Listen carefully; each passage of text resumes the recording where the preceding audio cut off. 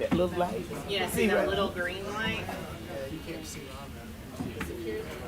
That's as big as it is. Oh, that's a big. Yeah. And so that's the problem. You'd have to wiggle it to make folks see. Oh, it's 6 o'clock. So Leslie, I ordered one, but it is. See, that's how it looks on the wall. When you put it on the TV on the screen, it absorbs it. So it's like a little thing point. It's Which is the same problem. it's okay right now. When I do this, no. I gotta figure something else out. You run over there and grab you. No more time. I just remember them putting down there. I've been saying it like, Trying to point at things for us and the maps way up there, they can't reach it. So, okay. I don't know whether I don't know whether or not.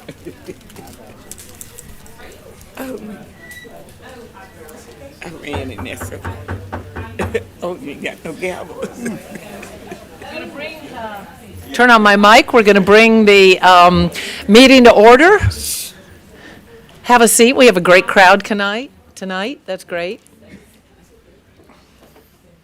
All right. We're going to go ahead and begin. We will start with the invocation, the Pledge of Allegiance, and it will be, I forgot, Pastor Kevin Kersey, otherwise known as Preacher, is going to do our invocation, and Officer Victoria Hamilton will be doing our pledge, and I will tell you a little bit about them after we finish those two items. Pastor Kersey, will you stand with me, please? Let's pray. Father, Lord, we thank you for the God that you are. We come before you, Lord, in awe. Lord, for there's truly no one like you. And we're, Lord, amazed at who you are and, Lord, what you've done for our existence in this world in which we live. We're also very thankful, Lord, of where we live.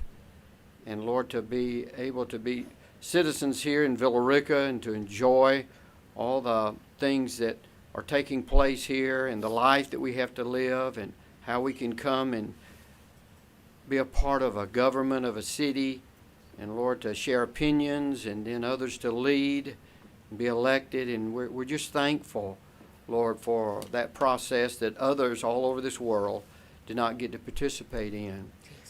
Lord, we need you tonight, even in city council meetings, because, Lord, people need to work, Lord, for a common goal. And all of us, I pray, have hearts for the best for this city. And so I just pray, God, that you would just work in all of our hearts and lives. And as each person gets to speak, that they would think about what they're going to say and realize that one day, Yes. Lord, as your creatures, we'll all stand before you and give an account of the life that we've lived. And so, Lord, help us to think in light of eternity and not just for what we can pull off today or tomorrow or some other time, Lord, and to have a little bit of enjoyment, but to think about the long-range effects of things in others. I pray you'd give these men and women who have been elected, Lord, to serve. I pray that you would give them wisdom, Yes, Lord, in their yes. decisions to lead, Lord, this city. And, Lord, we'll be thankful, Lord, for your work in their lives.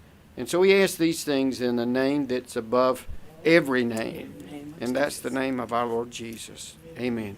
Amen. Officer. I pledge allegiance to the flag of the United States of America and to the republic for which it stands, one nation, under God, indivisible, with liberty and justice for all.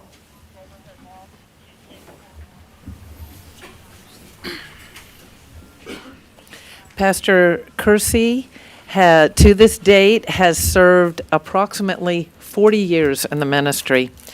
Cornerstone Baptist Church, Villa Rica, from 1984 to 2015, a church plant where he served as lead pastor. Praise Mill Baptist in Douglasville from 2015 to 2020, served as staff, evangelist, and teacher. And at New Georgia Baptist Church, Villa Rica, from 2020 till the present, served as associate pastor. Mission ministry abroad includes Mexico, St. Vincent Islands, Uruguay, Ecuador, and Kenya, training national pastors and evangelizing. Pastor Kersey is married to Janet Ellen Wilson Kersey for 40-plus years. Janet and he have 4 children and two grandchildren, and employment at the city of Villa Rica from 2013 to 2024. Thank you.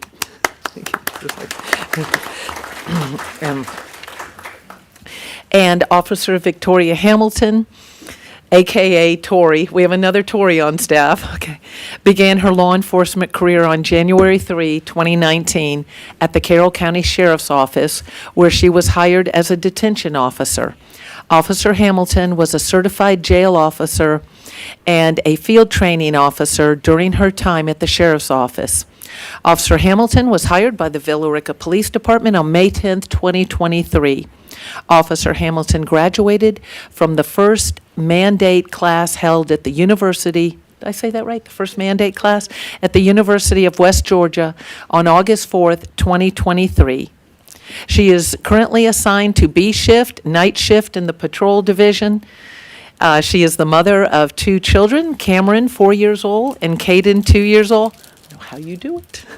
Officer Hamilton loves animals and has several pets, has 3 dogs, Calypso, Oak, and Nova, and also has 4 leopard geckos and a bearded dragon. That's quite a menagerie there. I know what a few of those are. Thank you. Thank you. Stay safe tonight on the night shift. Right. All right, we've also got a ceremonial presentation this evening for one of our employees. Who's presenting? Who's doing the presentation? Tom, who's doing the presentation? Same as We're stand over here in the front. Are you sure? In the spotlight. Teresa. All right, Tracy's better at words than I am. Doing the So. picture, hold this up. Check, check, check. All right, Sam Theriault. I'm proud. We can hold hands. I'm not real good at this, but Sam has been a blessing to know. I consider him more than an acquaintance and more than a coworker. We've experienced a lot of issues, problems, and workload and stress, and we bled together out in the field. We've had good moments, we've had bad moments, but you can always count on Sam. This guy, I can call him at 2, 3 in the morning, and he's answering the phone, and he's, yep, I got to do what I got to do, and that's almost his motto: is the work has to get done. It doesn't matter what. And I thank you for that. You've made my life a lot easier, and it's been an honor to work with you, and we've done some big things. And Tracy, I'll let you speak a little bit. I love you, man. When I first came to work here and got acquainted with Nick and Sam and Chris, I was so encouraged because you hear all the time that the younger generation doesn't know how to work hard. Well, these men know how to work hard, and they bust it every day. Very smart. Do anything you ask. There's never any kickback. You know, you'd be working on a big project, and then something comes up, and you say, well, I need you to go over there, and he just goes. I mean, this is a great human being, a great man, a hard worker, and we are very blessed at the city of Villa Rica to have a man like this. And you're a very big encouragement to me every day.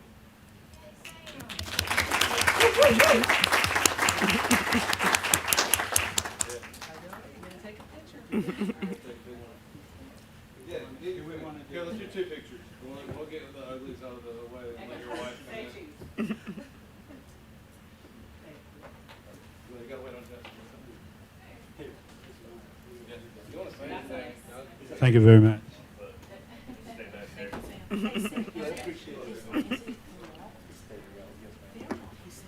have said it wrong. I'm glad I didn't do that.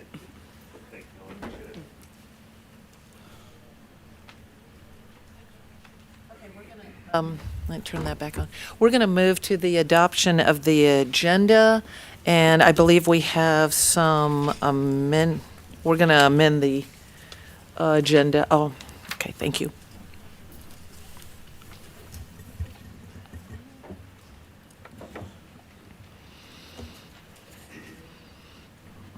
If you would, Do you Mayor. have, you have a motion to amend the agenda? I believe Yeah. you have some things Let me, ready. bring up the amendments to the agenda. Second. In the work session, we agreed to table items B2 and B5 to the March meeting, and table item D1 to the April meeting, and to strike section F altogether. Those are the amendments to the agenda. I move that the amended agenda be adopted as such. Second. Okay, we have a motion and we have a second. Second? Councilman, we have a second, yeah. Second. Ms. Marchman, I'm sorry, That's Councilman fine. Marchman? That's fine. Councilman Carter made the motion. Danny, would you say that just a little louder, the items that we did? Because I know it was hard for me to hear. I wasn't sure about the All right, audience. I'll get on a little closer to the mic In here. case you want to mark your agenda. We are tabling items B2 and B5 to the March meeting, and we're tabling item D1 to the April meeting, and we're striking section F out of the agenda. That is the amended agenda. Okay, all in favor of amending the agenda? Oh, sorry. It's unanimous. I still want to vote. Okay, we're going to move on to public comment. I have a list of names. However, if you did not sign in there'll still be an opportunity after we get through the people on the list for you to step up and just say your name and address, and you'll have 3 minutes. And we're going to begin with Robert, is it Rosterer? That's not an R? Wow, okay. Robert Custer, come on up. And if you need to adjust the mic, and it's not, even if the audience hears you, they catch it up on video for people watching, so. Well, I'll bring it back a little bit because I do have a way of projecting my voice here in this particular forum. We want to make sure the folks on TV can hear you as well. Okay, Yeah. well, I'll do the best I can. Normally, you have to turn this thing down a little bit for me, but if I'm saying it just now, right now, I'm good? Okay, you're good. Okay, good. I am speaking on behalf of what I am confused about on the either rezoning or variance to allow a place of worship on Berry Road at the Serve Pro Center. And I was made aware of this particular item through a neighbor. I had not received notice myself. I don't know if I fell within the spectrum of getting a notice with this change. But what I'm looking at here that was received by my neighbor is stating that it is a request for a zoning change. And then when I look at your workshop and the papers presented to the council, it was for a variance. So what are we going for? A variance or a zoning change? Variance. A And I know we variance. usually don't go back and forth, but that needs to be clear. I'm not sure what you're looking at. Didn't it have? All right. Yeah. I don't know what went out there that he's looking at, but it is correct. It is a variance. Okay, well, Not I'm a looking re- at the notice otherwise of public signs would hearing be that was posted. sent. Mayor, it's actually a request for a special exception request, which is a little bit different from a variance in our ordinance, but it is a special request. It is not a rezoning, though. Okay, yeah. Okay, so that does help. I think it may also be appropriate just to mention that several of the zoning issues like this one will have their time for a public hearing so that you can address that one specific issue. There are a couple of zoning requests, and not only can you give public comment now, but there's also going to be a time to give comment on that particular issue when it comes up. Okay, Okay. so it's a special exception. Go ahead and give your comment as to related to it. Okay, and Okay. what I'm getting is, bringing up here is, I'm confused by the information that's brought out here. One of the things that was on your docket here was a letter from the pastor, that was addressed to the city here concerning this variance. And nowhere did I see an application for the variance. And this individual is not the owner of the property. And it's my understanding the owner of the property must certify that he is in agreement with this change. Was there an application filed? We're not going to engage back and forth at this time, but this will be on the agenda and it'll be discussed. Okay. And questions can be answered at that Okay. time. When will Yep. this be discussed?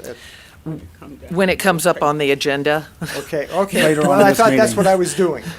Well, that I was coming up on and discussing this issue. Okay.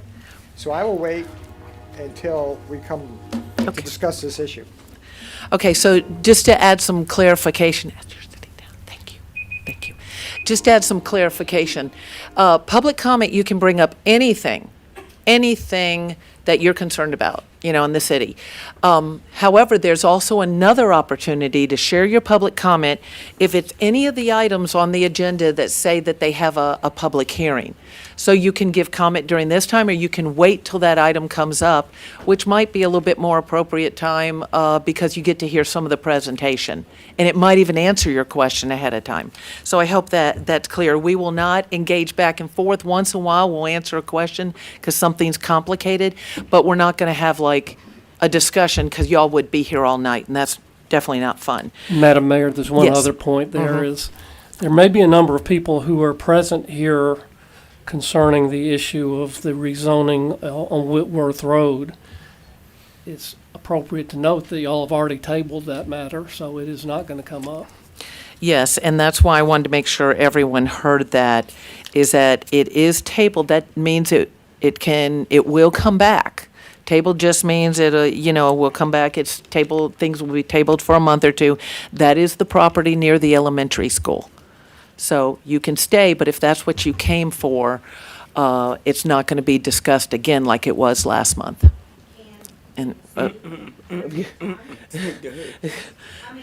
said Did- no question, but I understand you just said you can discuss it. you can still give public comment on it. So you can give public comment on anything, but now is the time to give that comment because that item is tabled. So if you came for that reason, you will want to do your comments during the open comment time, not wait for the hearing because there will not be one. All right. So next, I have Rich Myberg.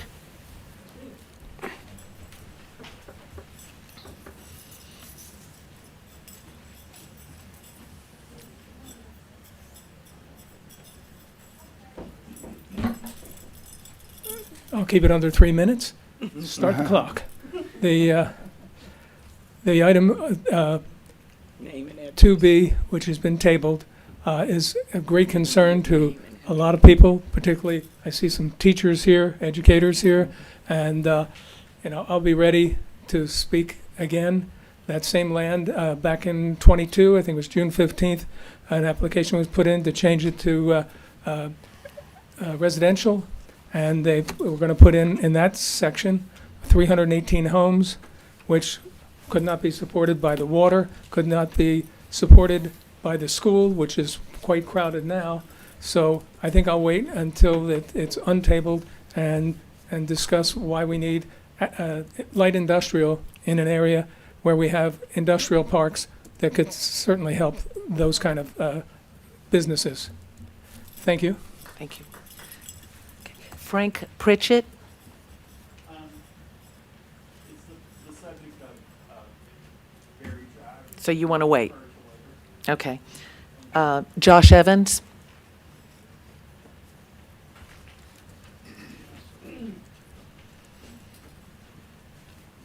I had a few of them to discuss over, Okay. but a couple of them were tabled. Just give your name and I know I said your Josh name. Levin, 640 Clearview Street, Villa Rica, Georgia. Okay. A couple of things were tabled, I guess for March and April, the next meeting. One of them, the speed limit on Clearview. I've heard so much about that thing. It doesn't stop. I want y'all to understand that.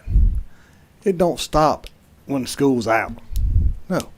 We still have practices, band, soccer, football, baseball. That speed don't stop. It's year round. It does not stop.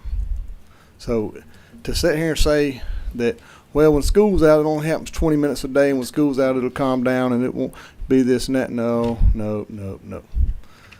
Come live over there. You'll see. No sidewalks. You got children. Well, I guess some other ones don't have respect for their fellow classmates because they walking down the street and they just about hit them. You have no sidewalks over there for them kids. And I've watched them every day just about get run over. Seen them jump off in the ditch over there to keep from getting hit. I mean, something's got to be done about it. Sure, the speed bumps work. What's that going to do when they dump that apartment complex on Clearview? So Clearview never went straight through. Okay, that was a horseshoe. That road was in the shape of a horseshoe.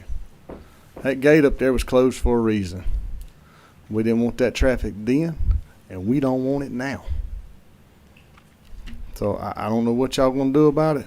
Them speed bumps, they're working there. You're gonna have to put them all the way through South Street. I mean, I understand the permanent ones cost money. Hey, we didn't ask for the traffic. Y'all the ones that let them build that apartment complex. We didn't. So now it's the city's job to put in what needs to be put in to stop the speeding and all that stuff. It's not the residents that live over there. It's not our fault. We didn't ask for any of that. Y'all open that gate up there at Commerce. It's going to get worse. We're going to have 10 times the amount of traffic. You're going to cut through down there at Clearview to try to get up to 61 quicker. They're going to speed through. That's all it's going to be. I mean, I'm just about ready to put mine up for sale. I mean, I'm just telling you, it's gotten that point over there. You don't know when somebody's going to get killed over there. You got a curve. Them kids never look up. They get in that curve, looking at their phone. When they look up, they about run each other off the road. I mean, something's got to give over there before somebody gets hurt. Seriously. Some sidewalks put in wouldn't be a bad idea over there for them children. I'm just telling you, I mean, it'd be a smart idea.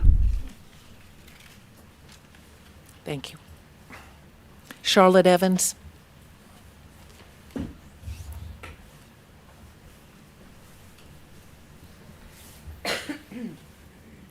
Charlotte Evans, 640 Clearview Street. I know it's tabled until April, but I do want to address, I have spoken with other law enforcement agencies, things like that. 14 miles over the speed limit that's posted is a super speeder. So 15, 25, 30, if the average rate is 44 miles an hour, what's going up and down the street, that is a super speeder, even at 30 miles an hour. I understand that there's legalities and things like that, you know, the chief explained during the work session, but it is, I mean, it's there. It's showing everybody there. They're still going 44. The speed bumps are helping. But, you know, we can keep tabling it, but how long are we going to table it before the apartment complex opens up? Which I'm a little upset about as well, because I spoke to somebody that is going to be running that apartment complex, and they assured me that there was not going to be access to my street, Clearview Street. They said it was going to be gated. This was last May or June when I spoke to that person, when they started bringing those dump trucks up and down my road, tearing up phone lines and everything else, trying to run people off the road. This is what that apartment complex is doing. I've had to call Department of Public Safety. I've had to call, this is just in the construction phase. So what's going to happen when all that traffic opens up? Plus, you're opening up the Aldi's and the Whataburger, and you're allowing access to South Street. Where are they going to go? They get congested on South Street. They're coming over Meadow Lark to Clearview Street.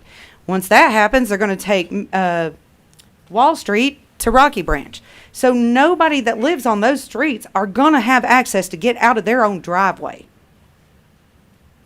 What's going to happen with that? And speaking of the sidewalks, that's actually a pretty good idea considering cross-country rides that U-shaped little neighborhood. There's always some sport going on. It's not just the 20 minutes in the afternoon. Absolutely not. There's nights during the summertime. It stays busy with the band, football, other sports going on during the summer. There's always somebody at that school. Even on the weekends now, there is always somebody at that school. So the traffic's there. It may not be showing up in the mornings, but I welcome all 6 of y'all to come at any time in the morning or the afternoon, sit in my driveway. I'll even bring my good chairs out.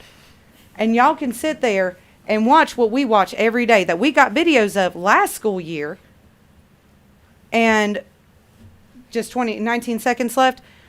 Also, the speed. We had an accident involving 2 school-age kids yesterday morning.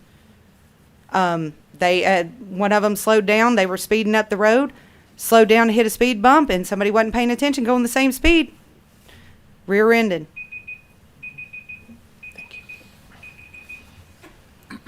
Leah Reeves.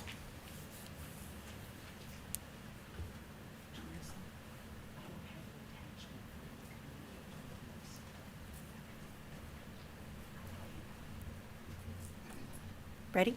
My Yes, name's ma'am. Leah Reeves. I live at 140 Bivens Road, and I'm very concerned. I know it's tabled again, but I'm very concerned about this land that's being rezoned for commercial. I was at the Planning and Zoning Committee. They declined this offer and recommended to you guys that it not go through. So that's our Zoning and Planning Committee. And so now you guys have been voted in by the public, and so the public is asking you to take care of your children who live in this community. We're asking you to take care of the community and not put an industrial site next to an elementary school. And so I don't understand that we've tabled it again and how one realtor can influence you guys so much, but the people who are coming here and begging you to please take care of our children, please take care of our community, please listen to us. Because we're looking at you and we're thinking, what kind of legacy are you leaving? Because you have been voted in this position, and I do appreciate it because you have a hard job to do. And it's not easy to sit up there and listen to complaints. And I've tried to call you all and leave a message. I talked to Mr. Mamatan, and he was very generous with his time. I wish that others had been able to call me back. But please do not let this pass. We are asking you for the welfare of our children. We see so much already coming into Villa Rica, and it's already such an influx of people. So now you've got an influx of more people, but industry in residential areas.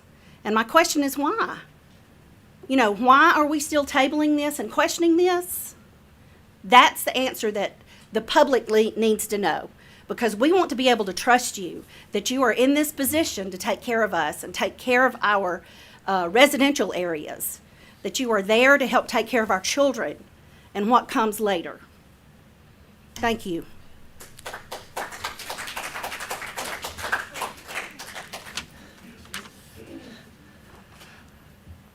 This one's going to be hard for me to read. I believe it starts with a L. Is it Hendricks? Hewitt? I know that last name. Because we've Lisa Hewitt. Yes. Hendricks Road, 339 Hendricks Road, Villa Rica, Georgia. And I would like to speak on behalf of our community and the school children and having that commercial property not changed into industrial because, get out of here, spam. Because I don't think that's conducive to the area and for our way of life. Another thing I thought it could possibly be for this rezoning is called like a spot rezoning. And then there's another little thing called, it has to do with, let's see what it is, because I have it in my notes here.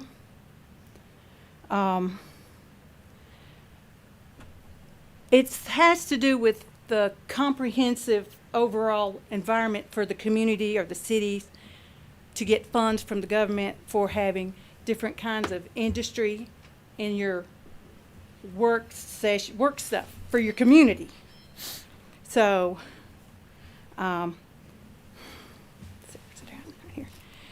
it's a Georgia Planning Act so that y'all could be entitled to some government-funded money if you have enough of different kinds of industry in the community. I didn't know if it was a QLG status or not, or if that was something they might be interested in. Now, I don't know that, but it kind of seems like it might be something like that. I'm just saying that in that area for industrial, it's already commercial. They can't sell nothing for commercial, and you could build all kind of stuff for commercial there, and they haven't built anything for commercial yet. What do they think industry's going to do there? And why would they want it there in that part of the area? Everything south of Villa Rica doesn't have any industrial park on the south side. It's a lot of residential, a lot of communities, and people who just their quality of life, we don't want that to change. I mean, it's changed so much in Villa Rica now. We used to be a sleepy little town, nice little community, and now it's growing and growing by leaps and bounds. There's wrecks every day on 61 and 78, and I-20 it's unheard of how many wrecks is there. There was a wreck yesterday up 61, 166, it's a triangle. Police officer was injured, and I don't think he was doing anything wrong. He hydroplaned, I think, but a lot of traffic. So that's another thing to consider. So I'm begging y'all to quit tabling this, get rid of it, don't have industry on that side, on the south side of Villa Rica for our community and our environment there. I appreciate y'all's time. I appreciate y'all considering it, but we have an industrial park, and I just don't know why you want to change it to industrial when it's been commercial all this time. And of course, 61 Highway is all commercial. We know that. So commercial businesses, we could have a big building there too, but at least it wouldn't be industry. Because once that gets in there, then it could be a lot of other places in our community that industry could grow, and it'd just take over. Thank you for your time.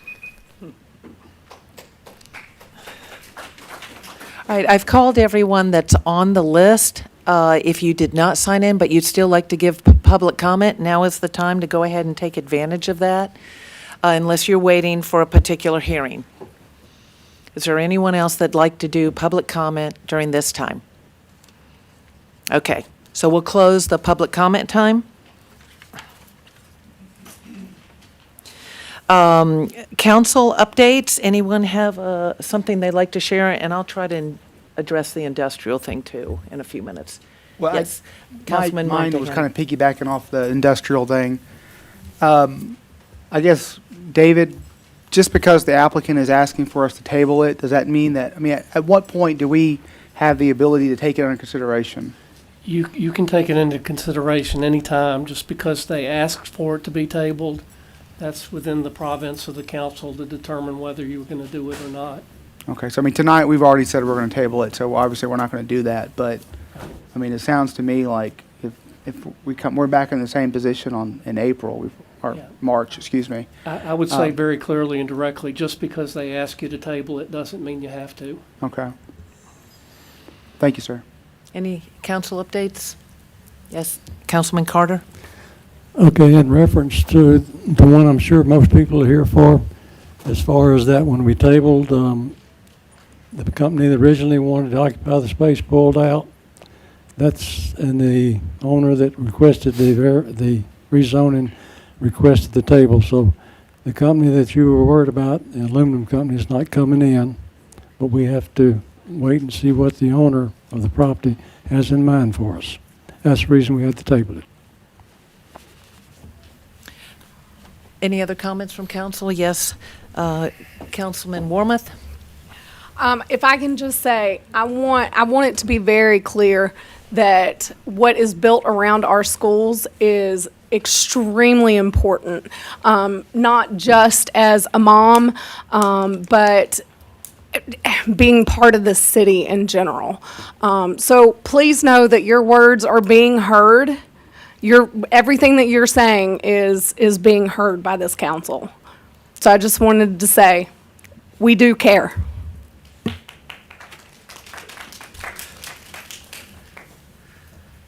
In regards to the school, I have my second of two grandsons that are over there at Ithaca, but let me say this also about property owners.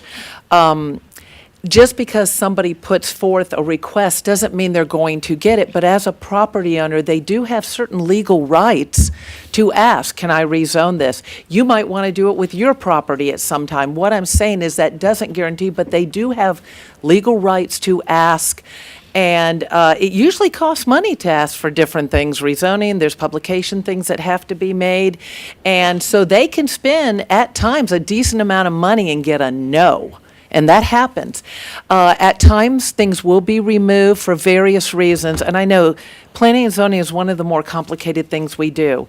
So there may be a time where, in this case, the business that was going to come there is not going to come there. But there's still a real estate agent that's dealing with that property. And so I guess maybe they're looking for someone else, I don't know. And that's the complication that comes in. I wish it were more black and white and simple, but it isn't. And for us to deny somebody, we could. I don't think we've ever not tabled somebody that requested it, and there might be a reason to do that at some point. But at the same time, you have to realize they've spent a certain amount of money to be heard by these government entities. But that's why the notices go out too, so that the citizens that live around that area get their say about, how they feel about what may be going in near them. So I hope that explains a little bit with it.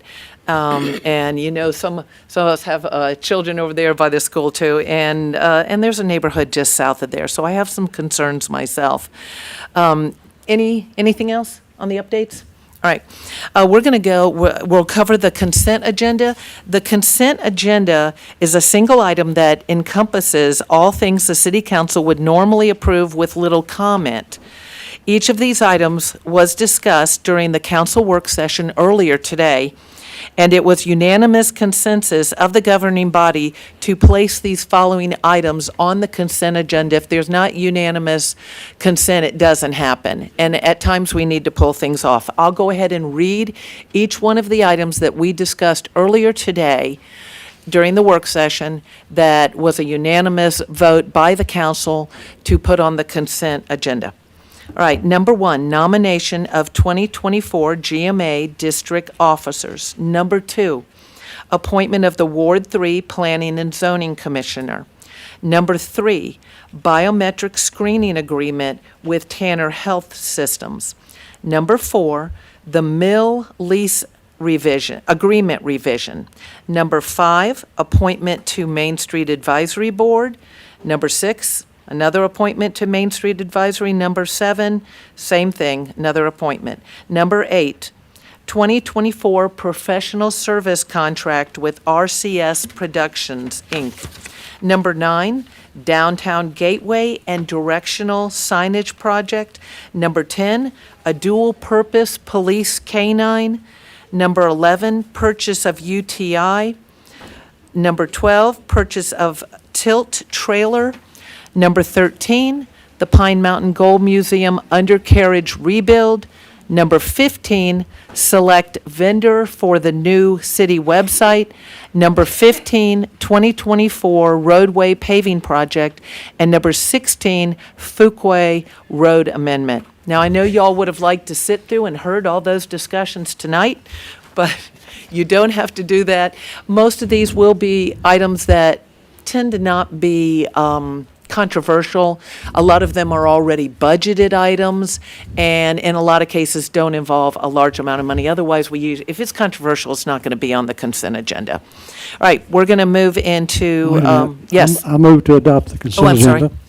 A motion to adopt the consent agenda. We have a motion. Second. Second by Councilman Marchman. And all in favor of the motion? Anyone opposed? It's unanimous. Okay, we're going to go into item A, governing body. And I haven't pulled it up yet. I needed to refresh my screen because it wasn't attached. These are my appointments to the, these are the committees where I make the appointments for them, the council committees. I'm sorry, I was trying to read. It just got put on. Good. Here we go. This may be the way we have to do it.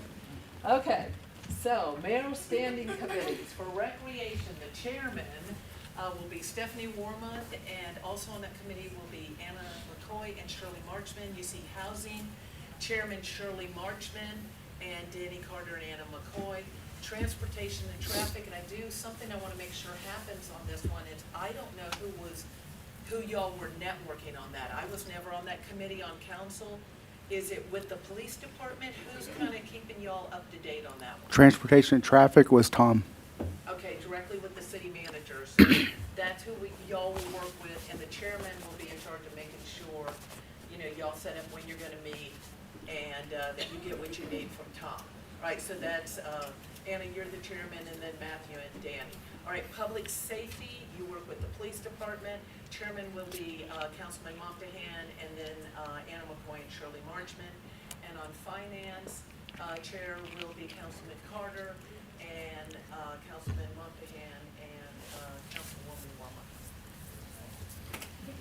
Sorry. I sent those in, but we didn't have the attachment, and I needed to refresh my screen, which has not been done yet. So we will move on to the next item. Oh, and since they are on there, if you'd like a printout of that, I'm sure that our wonderful clerk would be more than glad to give you a printout. I know I like to know a lot of times who's on the other committees in case I have a question. And anyway, okay. All right, so we need approval of the meeting minutes from January 8. And if there's any questions or concerns, are we okay on the minutes? Everybody read through them? Move we accept the minutes. Okay, we have a motion to accept, second? Second. Yeah. All in favor? Anyone opposed? Motion passes. Okay, the meeting minutes from the work session, that was the called meeting on the 8th, from the work session, January 9, 2024. Motion? So moved. Okay. Motion from Second. Marchman, second from Carter. All approve? Unanimous. Okay, and then we have approval of the meeting minutes from January 9, the regular city council meeting. Motion? So moved. We need a second. Second. Multiple seconds, take your pick. Take your pick. All approve? Unanimous. Motion passes. All right, community development. Item 1, special use permit for scholarship event held by Georgia Food Industry and Mirror Lake Gold Club, and this does require a public hearing. And Nick, you're doing?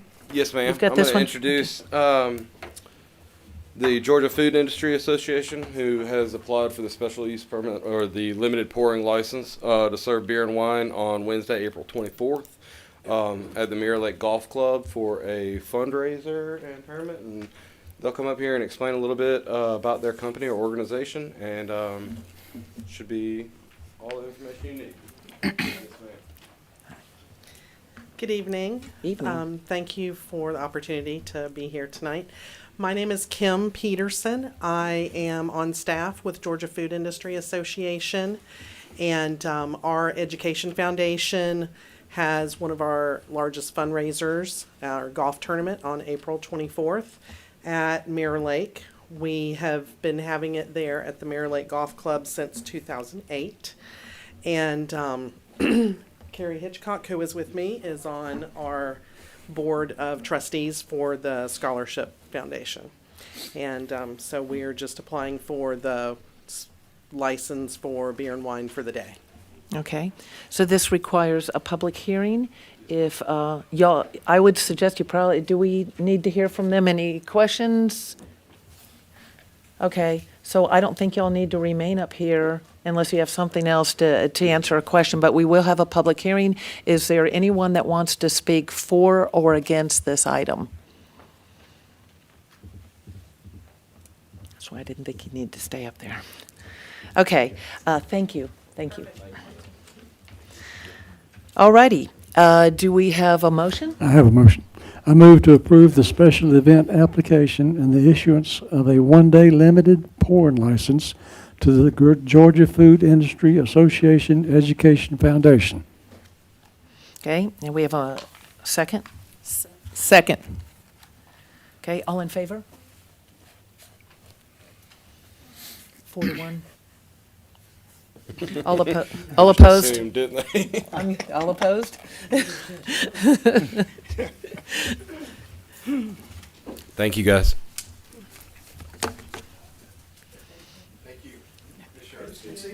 Good to see you. You know it's not against you. David, since we've tabled the other item, we don't need to bring it up at all, right? Okay, so we'll move right on to what is item 3, and that is VA-03-24 special exception request. This is the place of worship at 505 Berry Drive, and this does require a public hearing because there's a change from it being on a main arterial road compared to being on another road. So if you'd go ahead and present that, and hopefully that'll answer some people's questions. Yes, ma'am. Thank you, Sean. The variance application submitted by Rodney Rogers for the property of 505 Berry Drive. The pastor Rodney seeks approval to establish a place of worship located or on a local road deviating from the arterial road requirement outlined in the Villa Rica zoning ordinance, situated within the commercial low-density C1 south of Interstate 20. The proposed place of worship aims to utilize a portion of the former ServPro facility, approximately 6,500 square feet of just office space. After careful analysis, staff recommendation that the city council approve the variance request submitted by Pastor Rodney for the property of 505 Berry Drive. However, this approval comes with conditions to ensure compliance with city ordinance and to address potential concerns. The applicant will be required to apply annually for renewal of special exception permit from the council. This renewal process will ensure adherence for parking spaces, stipulations, and maximum occupancy limit to 360 individuals. Additionally, the applicant must provide a minimum of 85 parking spaces on the property in accordance to the zoning ordinance section 7.4, which states places of worship must provide one space per 4 fixed seats. Okay, I was just going to mention, I notice it does say special exception on the printed out agenda, but here it does say variance, so that might have been some of the confusion, is it said requesting a variance from section 814. In a nutshell, Sean, the main reason they have to do this is we do have other churches that are in almost like a shopping plaza, where they rent a unit, and that's what's happening here. They're renting a portion of this building since ServPro moved out. But because they're not on a main road, and I'm assuming, and maybe you could answer and clarify this, and we'll listen to the applicant, also Pastor Rodney, is that related to traffic, why they usually are required to be on a main road? They're thinking a bigger church, you have a lot of congregants. So some of the conditions you've applied here where they have to come back annually has to do with the size, parking spaces, the number of people, right? Yes, ma'am. Okay, all right. Is the applicant here? Okay, Pastor Rodney? Hi, everyone. My name is Pastor Rodney. So thank you guys for the opportunity today as well. We're a newly planted church, a little over a year and a half. We're growing, but we're currently only sitting about 80 to 90 people each Sunday. So I believe that kind of falls right into the requirements. As far as the actual conditions, I do actually, those conditions, I do approve them. I think that would be fair for the city and us as a church as well, that every year that we annually do the provisions if needed and stuff like that. So, but that's pretty much what I had. But I do want to work with the community that we can partner on this to make this whole process seamless on the Sunday services. We do want to partner with the community in any way possible to ensure that we have that opportunity. So, thank you, sir. You're welcome. Thank you. All right, now is the time for the public hearing. If you would like to speak for or against this particular item, now is the time for that.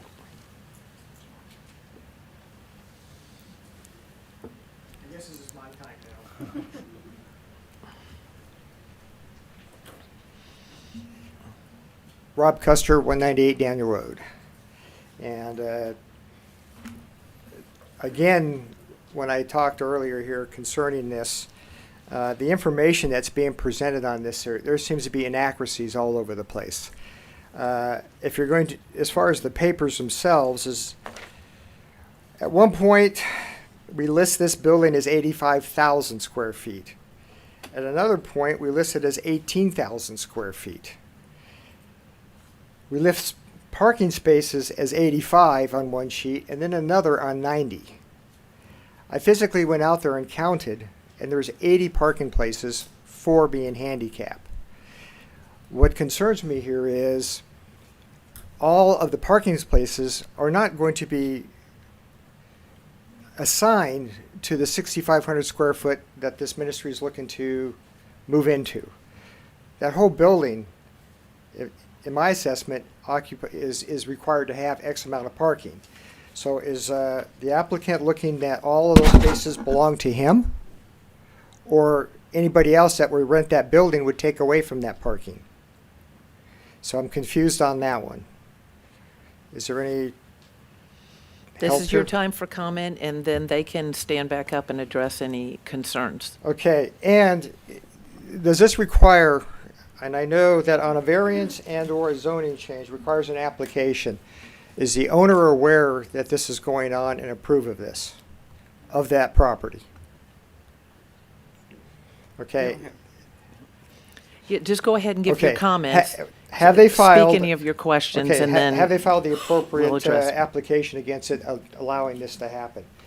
Secondly here, this is going to generate traffic in this area, regardless if it's just on Sunday or if it's on Wednesday worship or any other special events. As you know, Edge Road and Berry Road are roads that are in dire need of repair at this point here. We have gravel trucks coming in to repair huge areas of Daniel Road to keep it functioning. Potholes galore. The area where I live currently looks like the moon craters. It's just, it's the infrastructure in this whole area can't handle any more traffic. We need to take care of the infrastructure before we're actually adding to any more vehicle traffic. So this is just not appropriate for this here to come in here and add to it.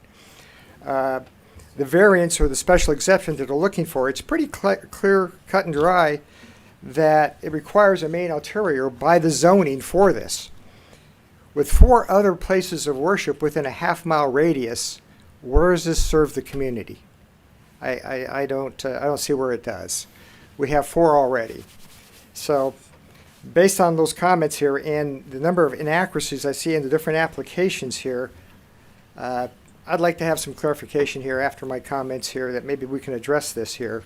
And also, when you send it out to bring it to the attention of the public for these meetings, I saw no signs posted out there for a public hearing in front of that property.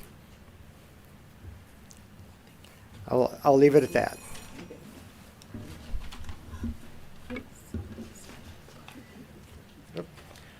Sean, I'd like to give you a chance to address any concerns you want to clarify on this, and if the applicant would like to say anything else, and any questions from council for you in regard to this. Oh, okay. Yes, so just to clear some things up, for the whole square footage, it's actually 18,000 square feet, and that's for the warehouse and the office space of that ServPro property that ServPro used to utilize. Now, the applicant is only using the office space, which is 6,500 square feet. They're not using the other remaining of the warehouse.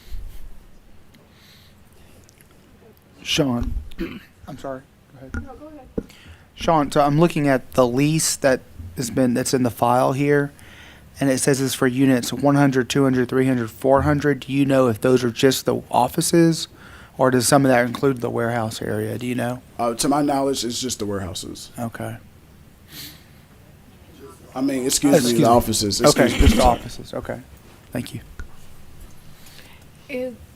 Sorry. Councilman Wormuth? Is that warehouse space currently being rented? No, ma'am. So there's not a baseball organization that's in that warehouse right now? No, not to my knowledge. I've heard that that's what I've been told, is that there is a warehouse. They're there tonight. So my concern would be, how would a church interfere with that organization? I'll have to say that I don't have anything that's prepared for that for at the moment, just because I did not know that it was a baseball organization actually in the premises of the warehouse currently. I had a person that was teaching. Oh, I had a teacher that I worked with at one of the schools, and her son, they did use part of for practice. It wasn't for, it was to do practice over there, but it was in the far end, and it wasn't every day. And my thing is, Serpro had a bunch of trucks and cars that when they were working there, so I don't see the difference in one Sunday, excuse me, one day a week for a few hours versus the Serpro had people there every day, and they had these big transfer trucks, because I walk that way in the morning and I can see the traffic. So a car, 3 or 4 cars versus all those big transfer trucks, I don't see what the problem would be. Any other questions from council for Sean? Would the applicant like to say anything else or make any clarifications? I'm sorry. Mayor, I apologize. I did have one question for Sean. I think one of the public comment raised this concern about the signs being posted. Do we know if they were posted? I didn't post any signs. Okay. Personally, no. Okay. Does the applicant usually have to post those, or does the staff post them? Staff does. Okay. And would that apply for a special exception? I believe so, yes. Okay. And if the signs were not posted, then I think it would be inappropriate for you to vote on it tonight. Yeah. That's a problem. Okay, so we have clarified that the signs were not posted. Okay. Alrighty, I guess we need to have a motion to table this item and bring it back next month. I hope that's, not sure where the ball got dropped. We'll deal with it. I apologize for any mess up on our part. If we failed to do something, I hope that does not set y'all back, assuming this is approved with your church and that sort of thing. But we cannot address it if people weren't properly notified. So I need a motion to table this item. I will make a motion to table item B3 to the March meeting. We have a motion. Second. We have a second. All in favor? Anyone opposed? It's unanimous. Thank you. All right, we're going to move on to item 4, VA-02-24, J&M Tank Lines Gravel Variance. This also requires a public hearing. This is yours, Sean, and do you know, is the applicant here also? Is, okay, be ready. All right, so Sean, if you want to go ahead and give us the presentation on this, and then we'll give the applicant an opportunity after you all ask if you have questions. Okay. Okay.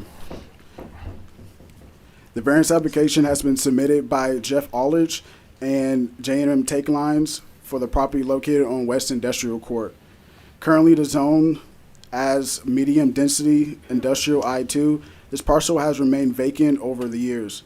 Previous special exception variances have been proposed aligning with this industrial character area in 2000 and 2023. However, the variance request at hand pertains to off-street parking and loading requirements, specifically regarding to the paving and drainage of parking areas. The applicant proposes to install a gravel parking lot in lieu of Villa Rica Ordinance Chapter 7.02, subsection 5, which regulates a hard, dust-free surface. The applicant has cited concerns about the property's high water table and the potential impact on asphalt surfaces under heavy loads, while gravel may initially provide benefits for water drainage. After careful analysis and consideration, the staff recommends that the City Council deny the variance request submitted by J&M Tank Lines for the property at West Industrial Court. Several key findings support this recommendation, including conflicts of the Villa Rica City Ordinance, potential long-term maintenance challenges, and the variance request is potentially economic in nature and self-imposed. Thank you, Sean. We did discuss this a little bit earlier, and I had asked about another applicant that we had previously for East-West Express, where part of their parking area is gravel and there's part that's concrete. They're saying there's an issue with the water table and that the asphalt would not, their defense, and I'll have the applicant come up in a moment because I want to give council a chance to ask questions. If we have any information from Bobby Elliott, who also oversaw that one, let's make sure we share that at some time and get as much information as we can for making the decision. Council, is there any questions at this time for Sean? Sean will be back up, but you have any now before the applicant comes up? Mayor, I just want to make sure the signs and notices and all that were sent out for this one, since it was on the same agenda item, so before we get too far into it. Can someone verify that the notices and signs were posted on this for J&M Tank Lines? The notices were sent out, but personally I did not put out for the signs on that property. Okay, is there, do we have a staff member here that can tell us that?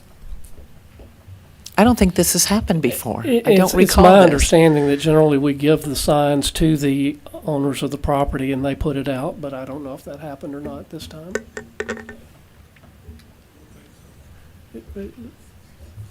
I can't, this is like, I'm going on 10 years and I just don't remember an issue with the signs, so I need to know how to proceed from here.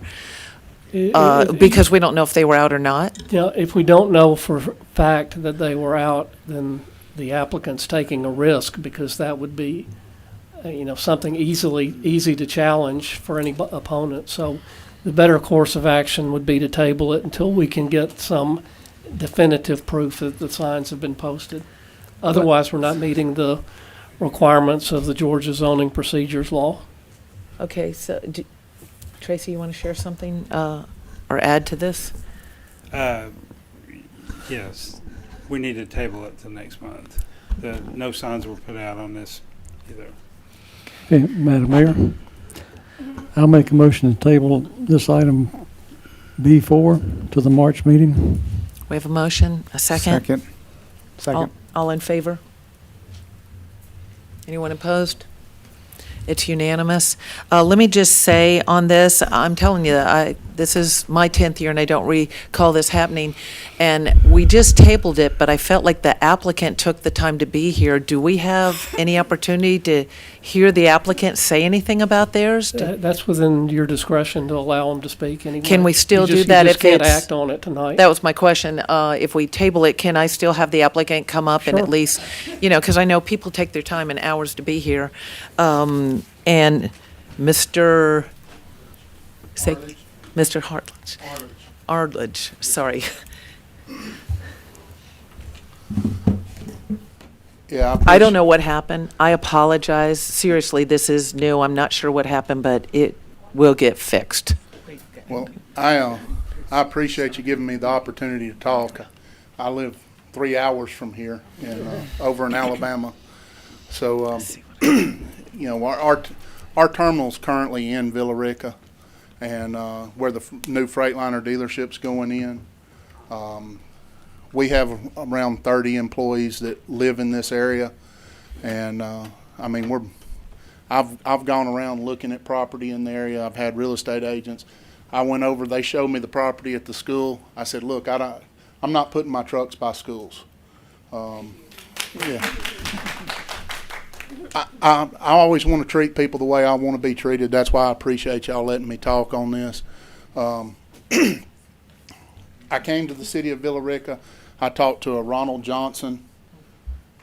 He told me all the stuff. I asked him, you know, the real estate agent had already told me that we had a low water table over there. I've dealt with things similar to that in the past. I asked him, which engineering firm do you recommend? He recommended HRC.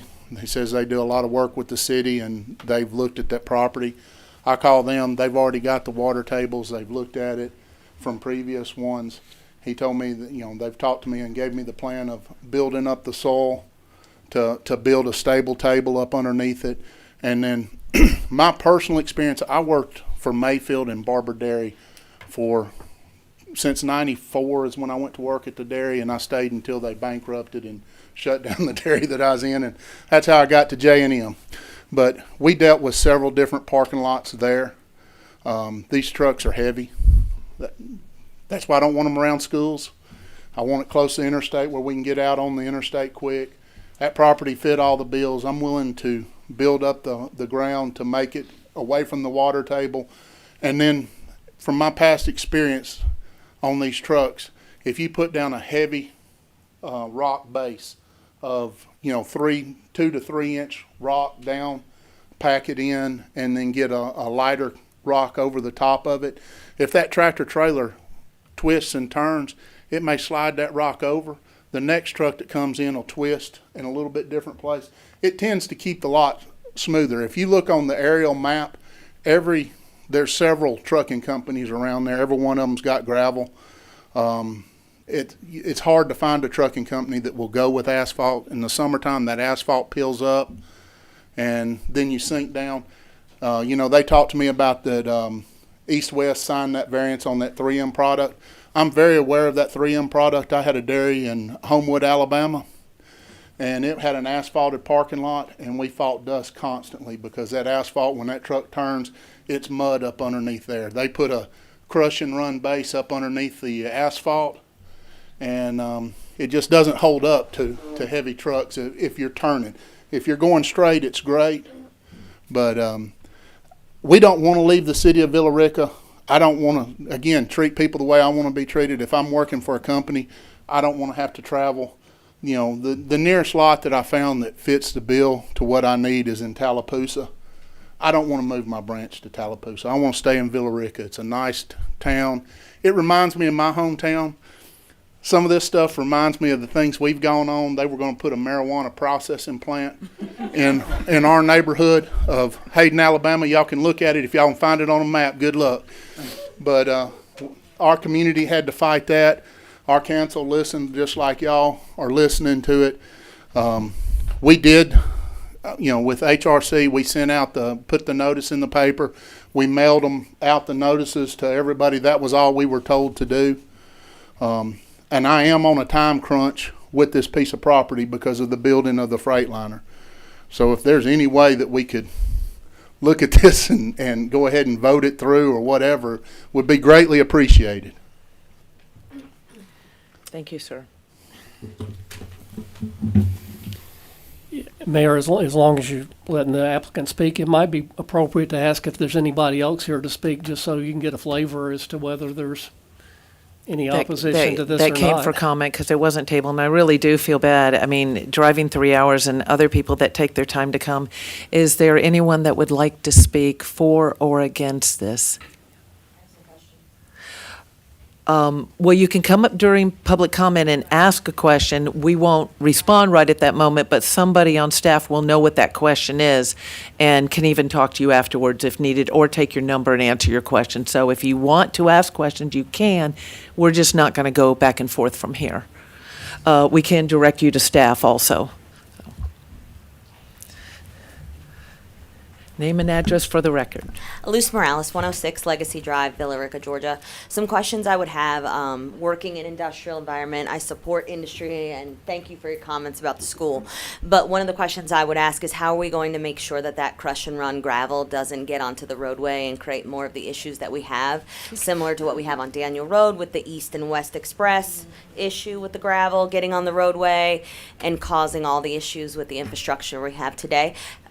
I'd like to know how far from the road will the gravel be, and why, other than cost, would we not look at pressure-treated concrete as an alternative? It would be much cleaner to the eye, much better for the area too.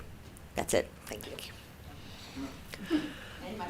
I think since you drove 3 hours, we would be okay, and she'd probably, Miss Lou's there would probably be happy to hear the answer. We are going to put a drive coming in 200 foot to get any gravel off of the vehicles.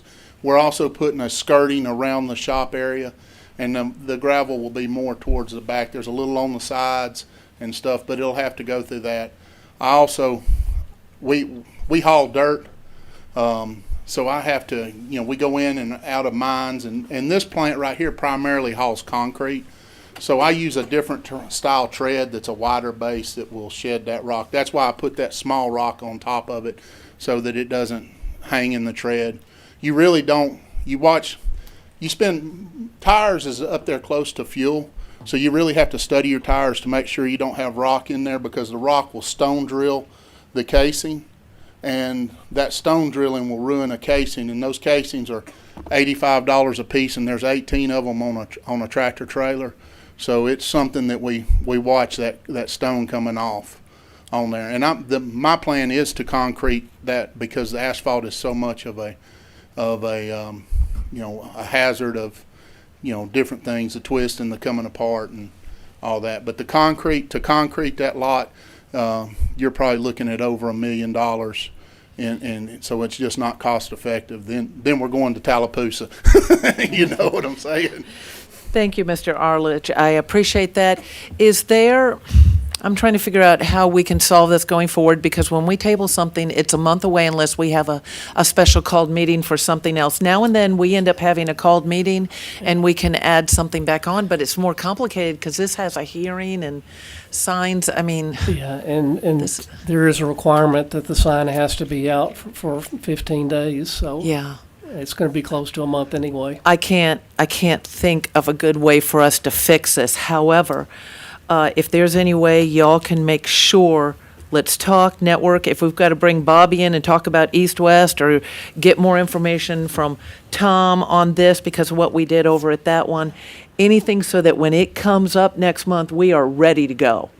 And we're not like, oh, we need more information, or we didn't know this or that. We've got to get this thing nailed down so it doesn't end up getting tabled another month, for everybody's sake. The people that care about whether it's going to happen or not, you coming over, and time is money. Time is money in the business world. And yeah. Talk to staff. I don't know what else to do at this point based. My hands are tied on this. There is nothing legally I can do to make this happen this month. I will just say this in brief, because this happened with some other situations I was dealing with Greystone Power. Every now and then there's something happens where there's a change in staff and something falls through, and I believe that's what happened. We had a changeover, and all the information did not get translated. And nobody does that on purpose, and it happens, but it still has consequences, and I feel really bad about that. I don't know if y'all can talk in the foyer. I don't know if there's any other way, but I know we can't do it from here. I can't figure out how we can do this based on the legalities. Can I address that? Absolutely. Tracy is the department head in planning and zoning. The buck stops here. I mean, we had Ron left, and there was a lot of moving parts, with bringing in Sean and whatnot, and presumption instead of follow-up. So, yeah. Yeah, I apologize. So, I presume the signs were put out, and we've always got staff that's lined up that, we get the signs made up, and then we have the code compliance to go out and post the signs and take pictures of the signs to prove they're up. But I get it. I mean, the buck stops here. Okay, thank you, Tracy. That's fine. Tom, do you believe there's any way for them to work in? We still have one more item under community development. Do they have, if they communicate out there even about the possibility of being able to come next month? I mean, I don't know. I don't know what Mr. Aldridge's situation is, you know. Okay, so y'all communicate and let's see if I we can appreciate help you in anything some y'all sort of can way. do. That doesn't mean you're going to get a yes, you know what I'm Yes, saying, ma'am. but I just feel really bad about the way this Well, happened. I appreciate y'all's time and listening to me and letting me come up and talk. I assure you, I will always put great effort on doing the right thing on there. You know, I pretend like I live in every community that my trucks run in because those are my trucks. I mean, I work for J&M, but in my opinion, that J stands for Jeff, and I take great pride in them.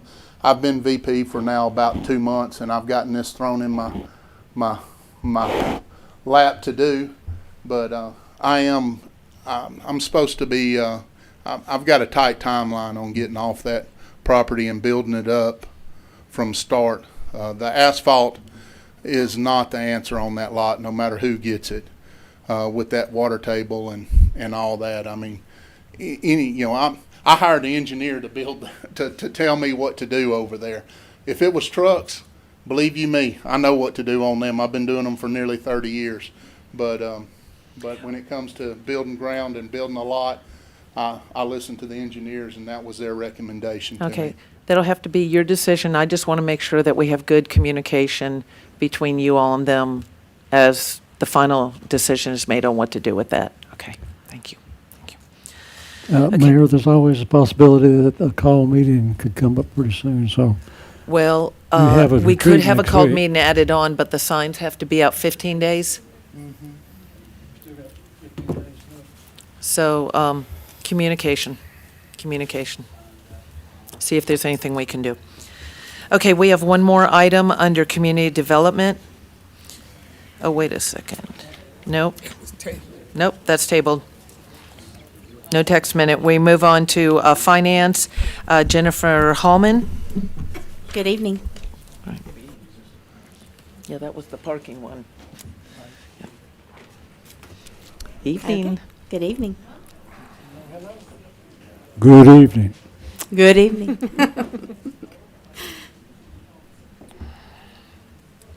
Okay. This will be the financial update as of December 2023. No, it's Mayor, not. I'm sorry. I thought did we table the parking one?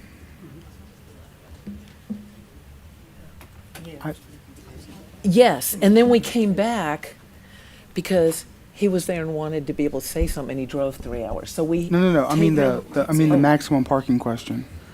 I have it marked Number out. 5. The parking one, We You did. said you was tabling that. Didn't that table? Yeah, that was tabled. the text amendment for parking layout. Yeah, I have Is it that marked what we- out as being. That's how I marked mine for tabled. Yeah. Yes, we thought, did. I thought what I recall from the work session was that if we tabled it, then we may lose out on a couple of prospects for restaurants, et cetera. And so we were going to take it up, and then with the kind of the thought that they were going to do like a planned shopping Right in center the mic. ordinance. and Right in the mic. My recollection was that we were going to take it up tonight, and then with the kind of the thought, because we may lose a potential restaurant if we didn't, and then we were going to do the planned shopping, try to have staff do the think you're planned right. shopping center We- ordinance. Because we were talking about that. Was it going to infect somebody right now? Correct. Can, It was our understanding that you were going to proceed on that also, so I was surprised to hear that it was being tabled. Okay, so let me ask this. Since it was tabled and we amended the agenda, do we need to re-amend the agenda? You can move to take it off the table. I can move to remove Okay, it. so let's do this. Let's go ahead, finance is up. Let's go ahead and go through the finance, and we'll come back to the parking and layout. Thank you. Okay. You're welcome. Okay. Is that good? Yeah. Good with that? Okay. All right. Sorry, Okay, Jennifer. That's okay. That's fine. We'll jump into cash. You can see total cash is just under 50 million with a 43% increase. Majority of that increase is down at the East Side TAD bond proceeds that we closed in September. We still have about $3 million pending from GFA as at the end of December. But you can see that our general fund is at 13.4 million, is up 14%. Our water and sewer fund is down primarily due to the GFA reimbursements that we're waiting on as of December. And then the Eastside TAD bonds are at 14 million.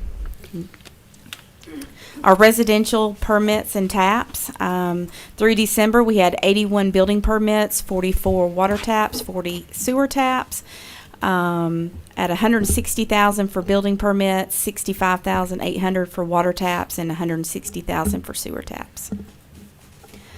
Local option sales tax is still performing well month after month after month for the past, even during COVID. And we're still seeing that trend. Carroll County sales tax has increased 16.5% for the month of December of 2023 at $212,000 versus December of 2022, which was $182,000.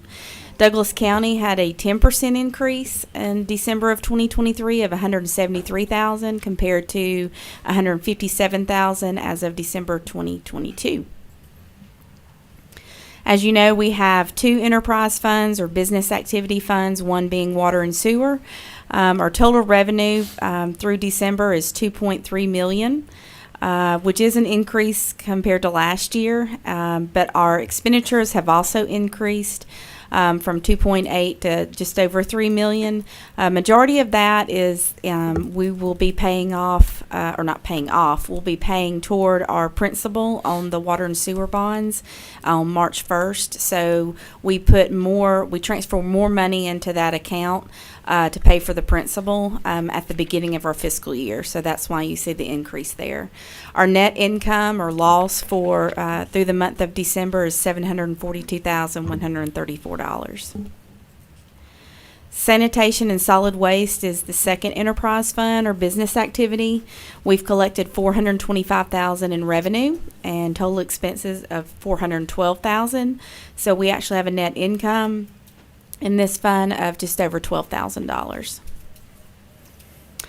Our self-funded insurance fund it pays for our administrative costs as well as our claims, healthcare claims. The bank balance is $1.7 million.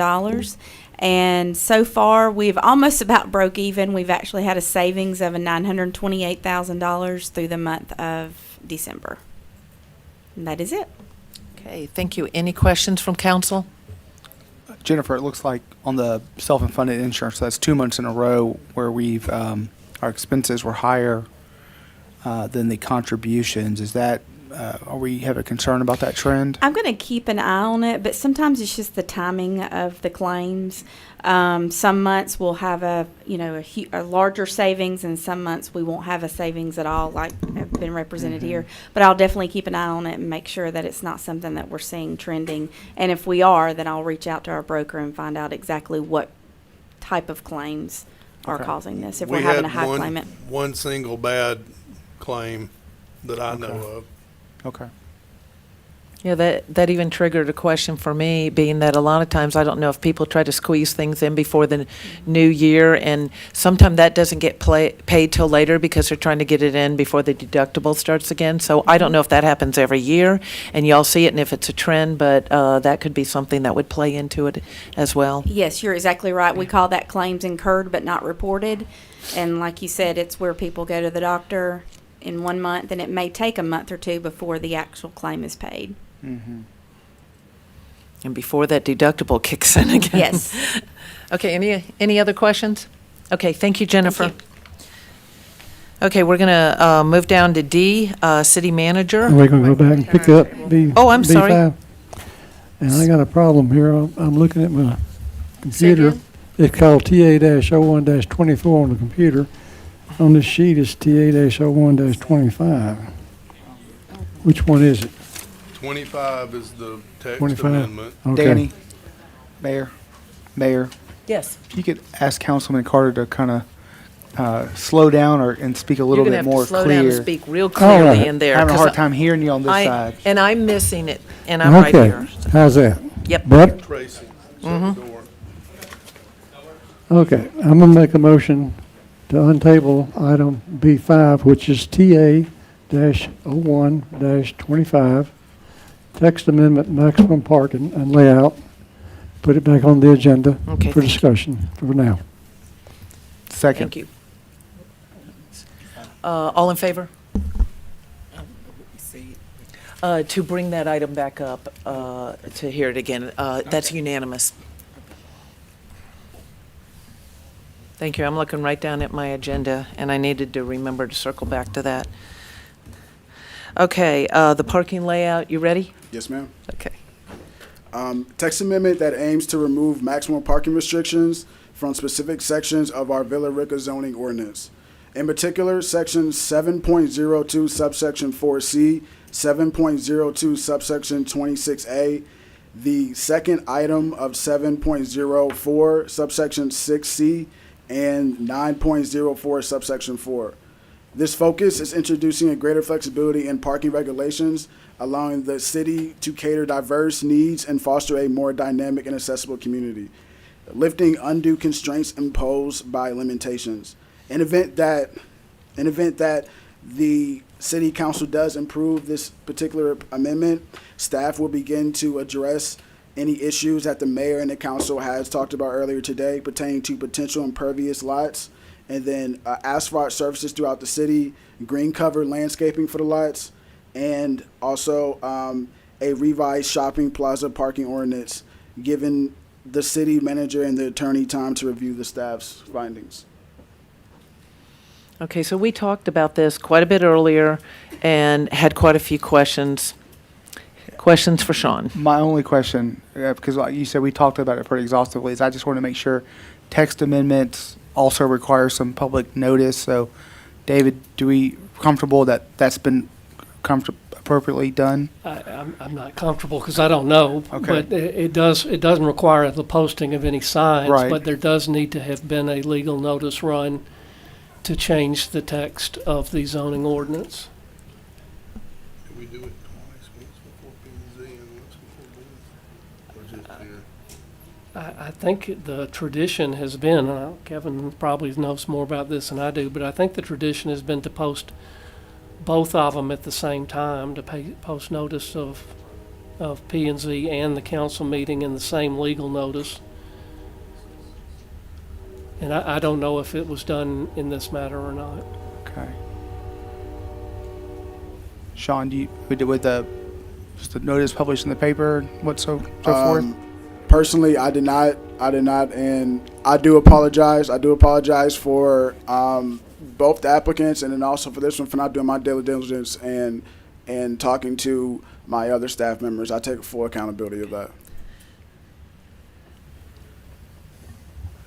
David, how long does the ad have to run for the paper? Is this something that we can take up in a special call since there are no signs? Sure, I would think that you've got to have the same 15-day notice there Right. on the legal notice, so we can get it in the paper Okay, so- later this week, probably. Okay, so the reason we brought this back up, because we were thinking about tabling it because we wanted to avoid giant parking lots like they have at Walmart, you know, with all these parking spaces that don't get used and a lot more asphalt and concrete and all that. And so we want to be careful about how we worded maximum, minimum parking, but we want to be flexible downtown and other places and shopping centers where there's shared parking. It's just different.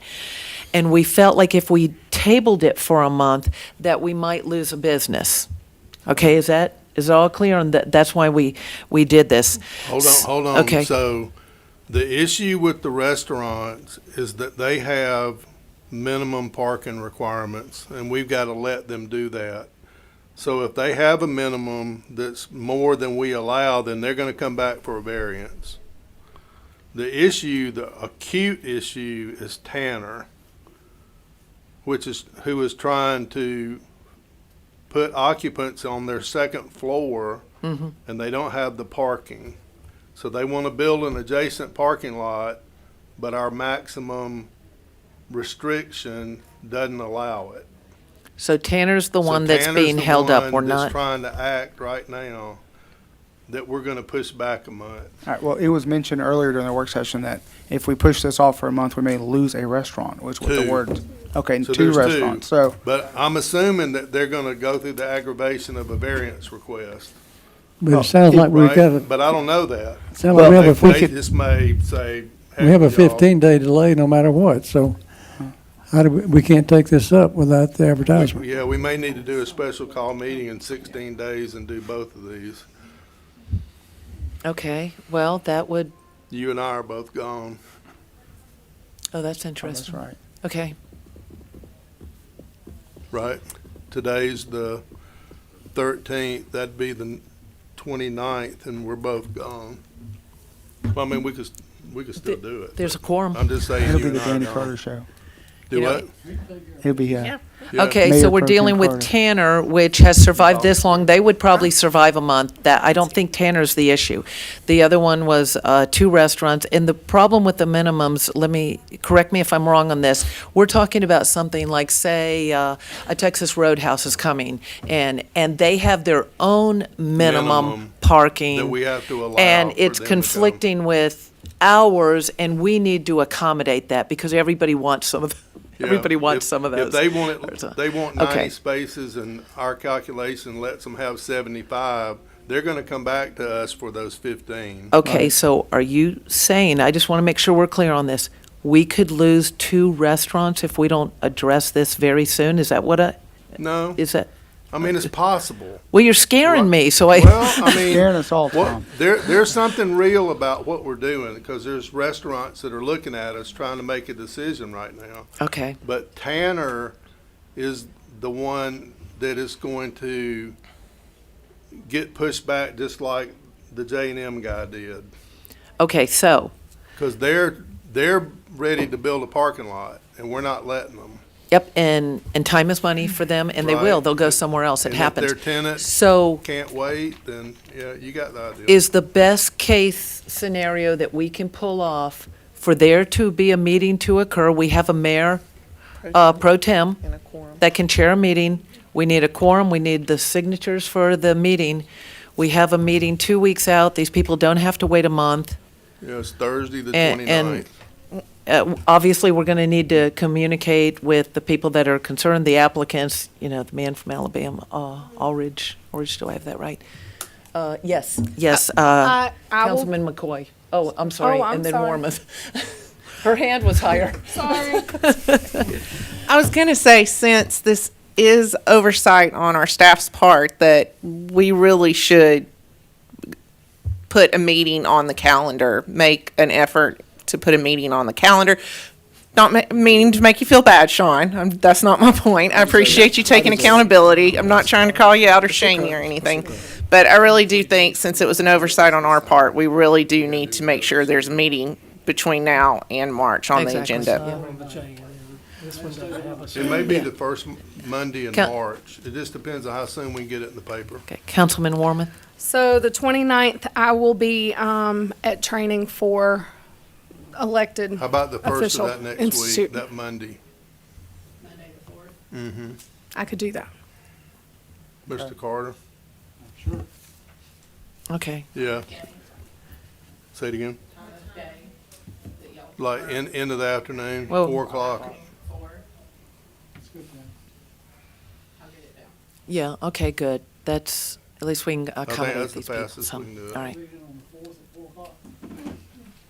We'll look at it tomorrow once we talk to the newspaper. Anything else on this item? We know what we're doing now, and we'll try to accommodate these people. And believe me, this was a conglomerate of several different people. There's not any one person in this. Just some things fell through with the change of staff. And I'm sorry that happened, but it did. Let's do what we can to accommodate people, because it's a mess up on our part. Okay. All right, yes, ma'am. So we did a motion to table this item. Now we're technically tabling it until March 4th, so I think we have to make a motion for that. I'll do that. Thank you. We need a motion that we will table this until the called meeting of March. March 4th. March No, 4th. don't put a date Wait, on it. don't put a date on it. Okay. Special call meeting in March. Table Okay. it to the special called meeting in March, in case we have to change it. alter it by a day or so. I'll make that motion. Second. We have a motion, we have a second. All in favor? Anyone opposed? Unanimous. All right, I think we're now down at D. Mr. Barber.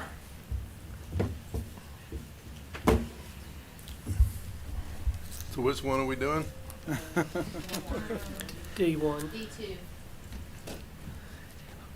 Is D1 table? D1 was tabled to April. I know I didn't have time to So you even wanted to do write stormwater new notes again, so after what the do you last want- meeting. What do you want to do? This is stormwater again. This is a little complicated. So do we want to talk about it again or take questions or what? I think this would be of vital interest to citizens because I'm currently getting a lot of complaints related to stormwater, especially when we have the rains we have. And we know it's a problem in Villa Rica, so I think it's of interest to people to So, know a little bit about The purpose what of- we're proposing. The purpose of the stormwater utility is to build stormwater infrastructure. The issue that we're having with heavy rains and muddy water and all that stuff is a development issue. So they're not, the intent of this stormwater utility is not to address the development issue, is to develop is to address the infrastructure issue. And since I've been here, we've only done a few of these. We did one small one on South Carroll across from what was the flower shop next to Jay Collins, where the creek crosses under South Carroll. We've done Yeah, went right the through Flowers somebody's Bakery yard. culvert Yeah. that we talked about.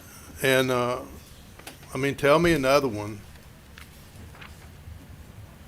I guess we've done some others, but like typically the kind of thing that we do is a truck drives over a stormwater inlet, crushes the lid, and we replace it.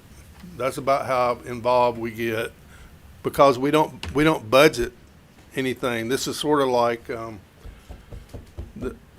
what we were doing with the speed bumps. You know, we'd put what, 12 grand a year in there or something, and it's not enough money to really go anywhere. So we've got to generate hundreds of thousands of dollars a year to start dealing with some of these chronic problems. And we know where they are. We have one of the best stormwater programs in the whole state. Jameson does a great job. He's OCD. He keeps immaculate documentation. The report that we turn in is about 2,000 pages that the staff compiles and that he puts together. I mean, we walk the creeks, we walk the ditches, we clean out the inlet structures, we aggravate the devil out of everybody that owns a detention pond that has a maintenance agreement. I mean, we do it. We probably do enforcement in stormwater as well as anything we do here. But we've got to fix pipes over time, and we've got to fix problem areas where we just have so much rain and such flat terrain that we are washing people. We have a problem on Parkway Circle right now. We know we have a problem in front and in back of this row of buildings, but there's several of those through the city. We have a terrible problem at the V-Plex with lack of drainage, and we have pooling on roads, multiple places. We talked about two of them tonight. There's one that we've created recently on Cleghorn with the construction of the apartments that we have to deal with. So, I mean, it's a function of the age of the city and the fact that we're growing. As we put in new development, we'll do new infrastructure, but when you start getting over there on North Avenue behind us, that's some old stuff, right? Those pipes have been in the ground a long time.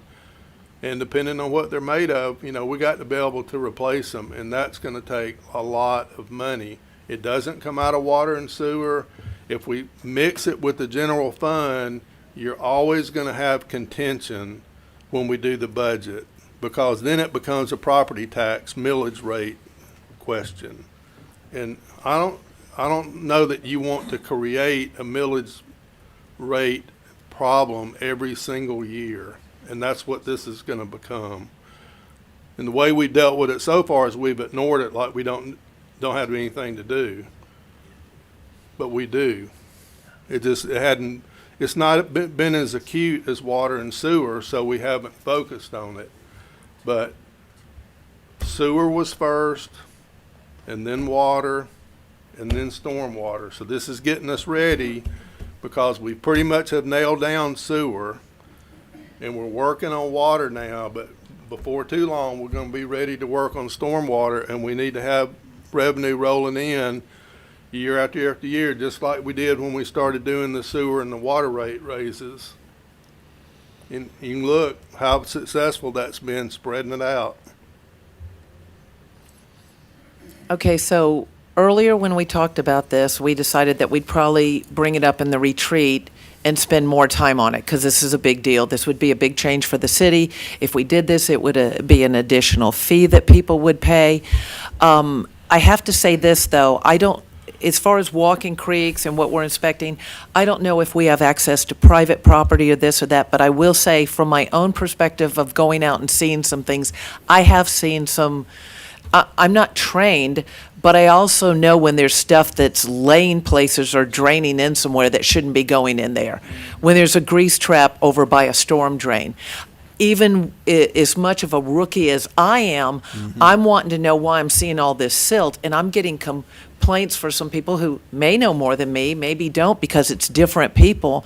But I'm wondering why even we're seeing things flow off of where construction's going on, that we should be, and I mentioned this earlier, that if we should be fining people for doing something they shouldn't, like their grease trap is getting dumped in there, and I believe I saw the evidence for this, but I can't run a test, and they're dumping it in their retention pond, then that's a problem, doggone it, and we need to be fining them, and that money should be used to help fix our problems. I know it's not going to do all of it.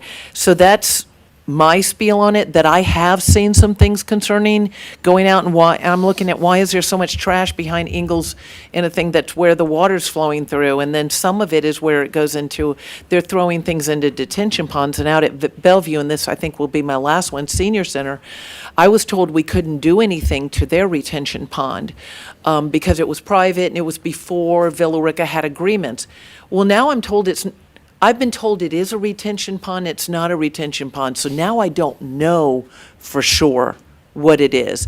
But there were complaints by the seniors because it had turned into a jungle, right? And they felt like it was a snake hazard and all that, and I was just trying to see if I could assist them. You might know something about it too, Matt. It's in your ward with the seniors over there. And I said it's probably going to depend on your management of your senior center.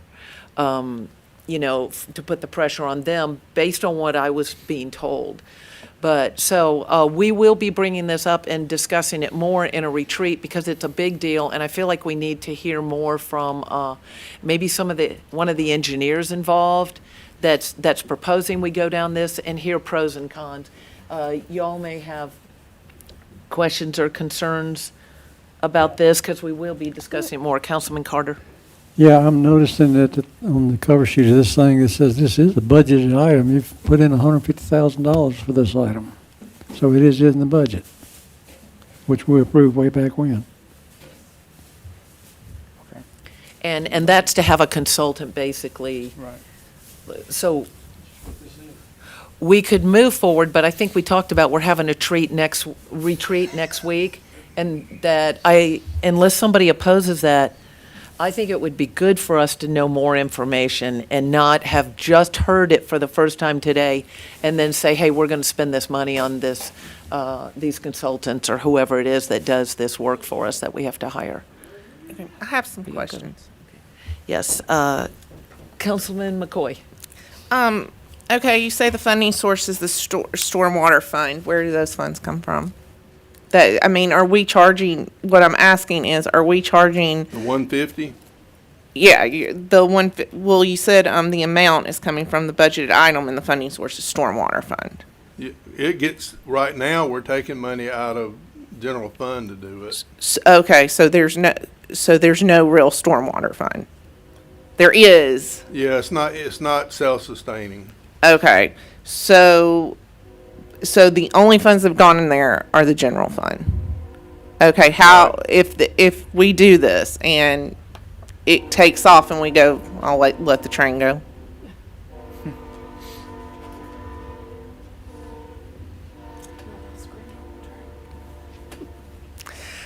I think that's better. So if we do this and we decide to proceed to the next level, where are the funds going to come from? Because I think that was one of the issues the mayor talked about in the work session, was that not wanting to tax, have an essential tax or another fee on people. Yeah, it's a user fee that would be on the utility bill. On the water bill, like sewer is? Right. Okay, how much? Is there any idea how much they'll usually be? When I was in Fairburn, I'm thinking that ours was like $3 and something a month per house. How many years ago? So I'm assuming now, it's been a while. Yeah. So now I'm assuming it'd be $4 something per house. And then the commercial and the industrial is more. It depends on how much impervious surface you got. So parking lot and building, rooftop. So now it's kind of clicking in my head. So basically, like, this is a survey or a consultant we're going to do the roof. You were talking about the roof, the commercial and the industrial part, and that would determine what goes on the citizens' bill. Right. Okay. Except, didn't you say something about the houses would be the same no matter the size? It's Yeah, the each house industrial would be and the commercial same. that would be different? Right. Yep. Okay. Okay, so if everything's, on that note, if everything's going to be the same, All the houses. all the houses are going to be the same. It's the commercial and the industrial that you got to measure. Okay, so no, this isn't paying to go measure the houses. No, just the commercial and the industrial. Okay. And then to do everything else that's involved. You know, if we move ahead with it, you got to do a bunch of public comment, public engagement, so people know what we're doing. And the implementation of it is a big deal. How you roll it out. Do you give businesses months warning before you implement it? I mean, there's a lot of decisions that you'd have to make. Okay, so how far could we get? This is just step one, if I understood in the work session correctly. How far could we get and not even implement this? How far money-wise? You would. I don't think you would do all of this and not implement. At some point in that process, you would decide to not do it if you were going to not do it. Okay. So you would do that. I would think you would. Well, I don't know. I was going to say you would decide before public engagement, but maybe public engagement would make you decide it. Mm-hmm. You know? Right. All right. So we don't. So I don't know. It could be anywhere in there, I think.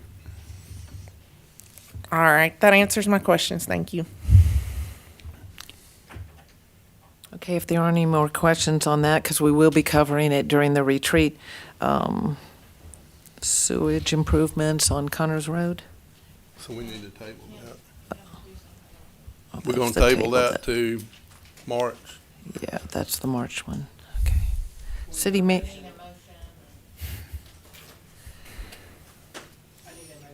To table, we need a motion to table it to March. on the utility proposal.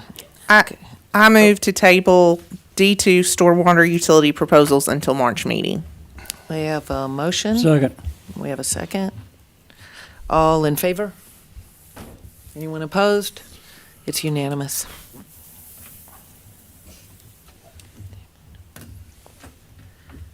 Okay, city manager report? We got One more item, we got D3. D3. I'm sorry. Approve a proposed design. Oh, yes, sewer. that's the design improvements along Connors Road.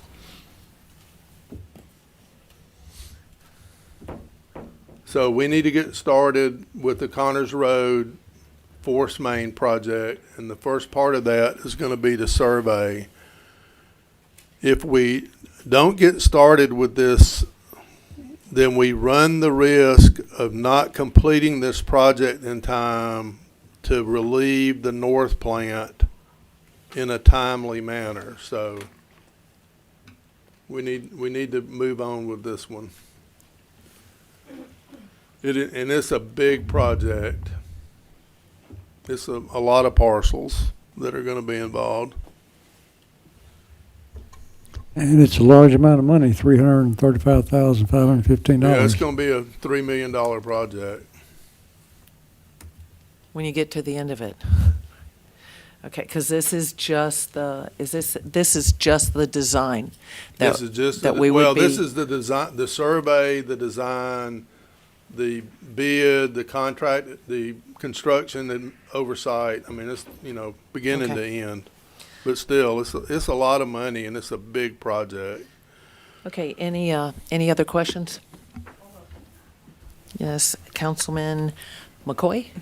Just to clarify, you said this is from beginning to end, but the amount's 335,000. This is the 335,000 is just for the survey, correct? So that's from beginning to end. The lift station will be. The survey will be first, and then we'll have to design it. Then we'll have to bid it, award the bid. Y'all have to approve it. Then they'll do all the construction administration. So they'll oversee it. They'll approve all the invoices. They'll review the work as it goes.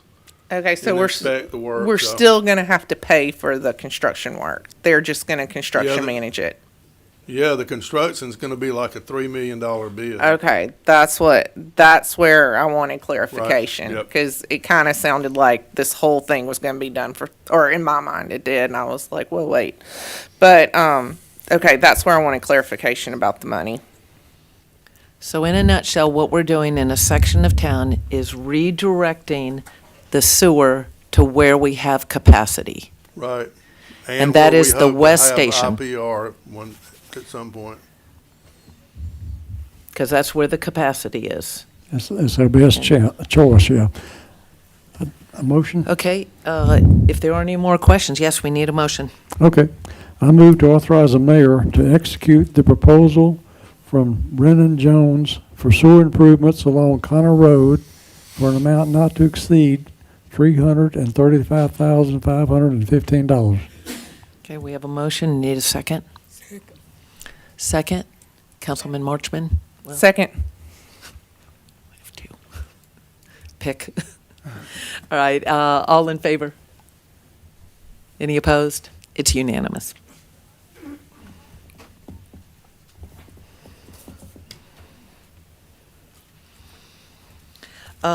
David, do you want to, oh, wait, you have a report for us? I've got one issue that we need to talk about.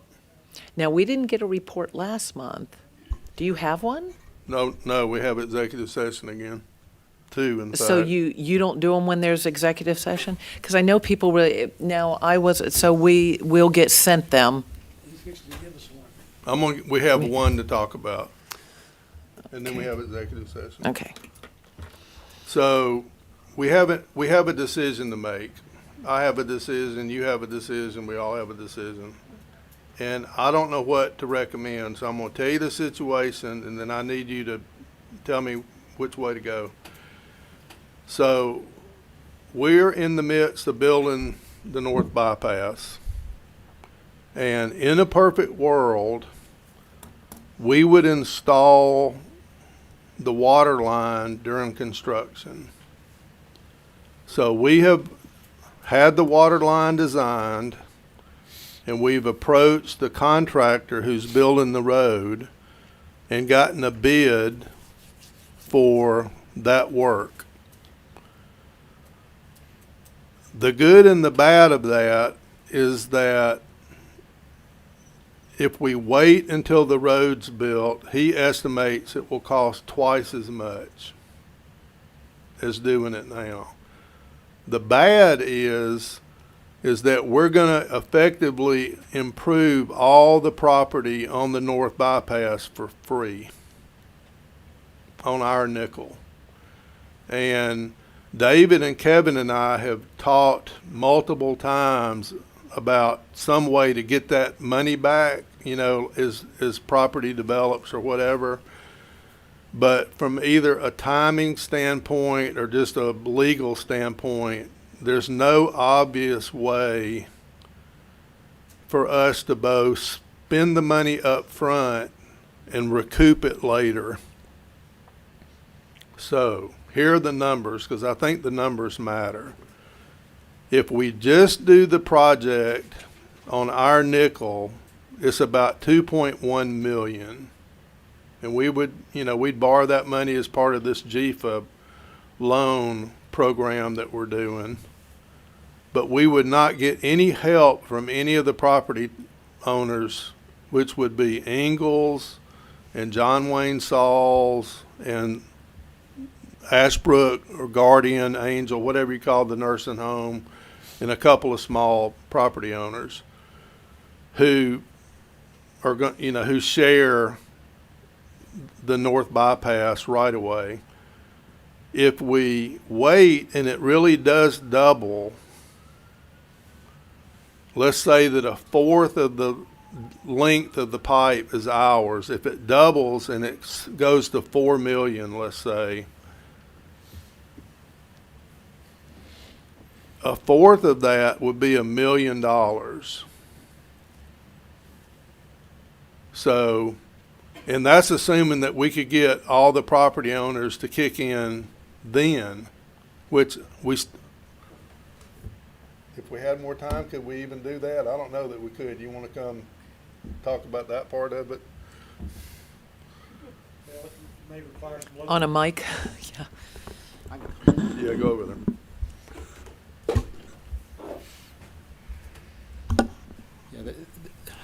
We looked at several options. Most of them would require some local legislation, and we're just too late in the process to get that done this year. So we'd be looking at next year and to try to get that done. And we still don't know if the numbers, if we'd recoup numbers that really made any sense. So, I don't know if that answers anything, but we're just too late right now to get anything done where the session is right now. So you're basically saying, okay, we're on the bypass, we're putting in this infrastructure, whereas normally, say, a commercial business is building there, they would be putting in the infrastructure. And there, if you look at who those guys are, Ingalls, I see no indication that they're going to develop that site. The next property owner is the city. The next property owner is John Wayne Sauls, and I don't see any indication that he's developing that.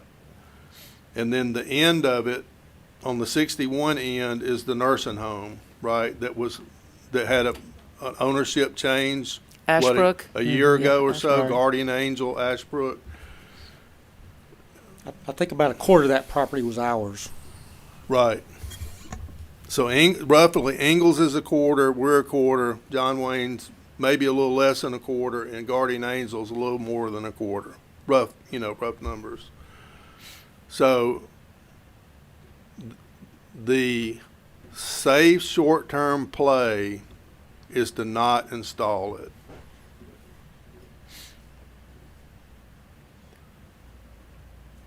But I don't know that the long-term play is going to generate a shared expense, and the total expense may double. So worst case is we wait. We can't figure out a way to get participation whenever we need to do it later, and we have to pay twice as much. So can you see a way around that? Is local legislation going to give us a way to do something that would cost recover? Do we have the material, the piping and all on hand? Yes, we bought the pipe. Okay. So the pipe is not going to go up in price. Kevin, why couldn't we do it on local legislation? The session doesn't end until the end of March. We have another council meeting between now and then. We could approve the Public resolution. notice. Public notices. Public notice, okay.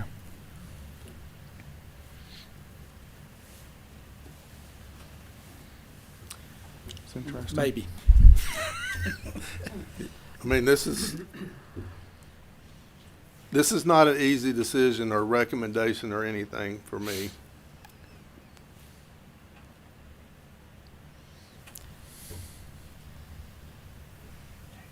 I mean, we looked at setting up a district where you could collect mills, but those numbers just didn't,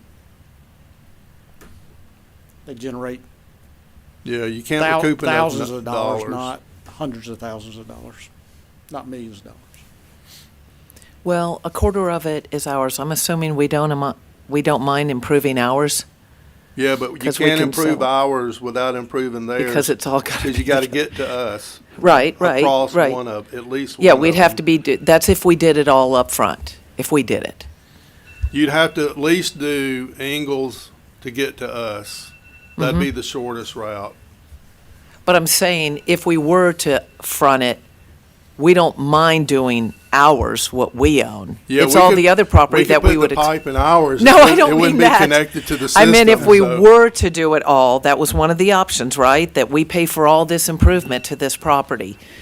And We the, could just do our part Or we could do it all. By itself? And then, and cap each end and just wait until the future. yeah, we could do it all like we normally would and wait for them to come to us wanting to use the property, and then that's when we get some of the money back.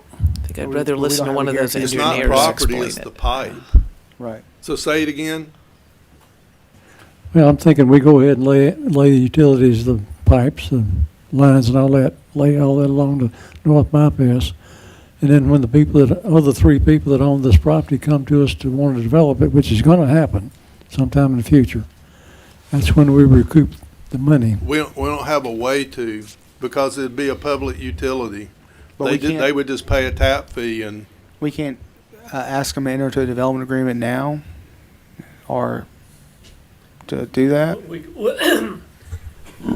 Yes, we could. We could enter into a voluntary development agreement, but I think the thought is that they have no incentive to do that. Right. But we can always ask. we'd be I a mean, it just motivated seems- requester, but they're not gonna be a motivated Well, it recipient. just seems like you're adding value to the property. I mean, first of We all, are. GDOT is building a road right through the middle of it. Now you got water access. I mean, Right. and large acreage. I mean, fairly large acreage for what Villa Rica has to offer. I mean, Right. and I know what you mean by Ingalls. I mean, they have 3 parcels in Villa Rica, and they're sitting on 2 of them, and they've been for No more than a plan decade that I now. see. Yeah.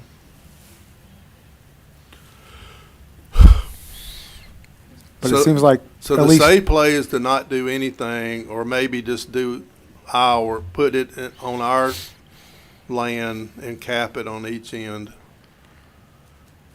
seems like we should at least try to have conversations about a potential development agreement, though.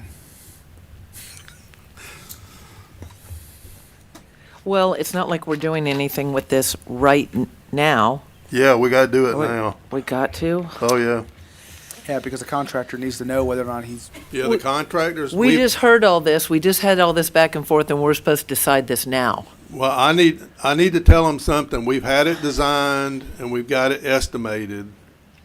So we know how much it is, and we got GDOT permission to do it. So that's taken us up until today. Okay, so you see the different, that's the thing about having more time for things. And when the meeting's on one day, it complicates, because somebody gives a little input, somebody else gives a little input, and we may walk away from here and someone else goes, well, wait, have you thought about this? Or I guess you've talked to every engineer and consultant, whoever it is, to come up with, Both of them, and we've talked about it. Yeah. the multiple legalities times, of Trying recouping. to figure the- out some way to get the money from everybody. So is there any other idea to be thrown out there? Because if we have to make this decision now, we need the maximum amount of information and people throwing out ideas and will this work? And you're so not far. voting on it tonight, and we can talk about it Tuesday.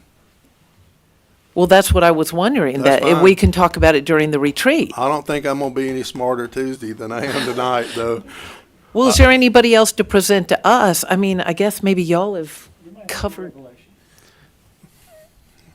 I mean, Anybody else that's in this business that we're consulting with have any, you've gathered everything you can from everybody? What do you think? Kevin may get smarter between now and Tuesday. But I mean, Kevin and David have had this and have been thinking about it and talking and researching for how long? A couple of months. The legislative session So, I mean, totally out of while we've been doing all this other stuff, they've been trying to figure out the money But it's a part. public notice issue, apparently. You can do local legislation is not subject to the crossover day, so you can get And up- it usually sails right through Right. because the local delegation will But- carry it, and but- everybody goes, yeah, right. give them whatever they But- want. I mean, it's not exactly like that, Kevin but said it was a usually. public notice issue, so I don't know what the rules are with that, so. And so is that is zero possibility with legislation? Is it zero? I'm sorry, I'm sorry. I didn't know this one was gonna. I'll double verify that so I can speak to you guys on Tuesday again about that. But that still may not be the solution. And so, but we had a couple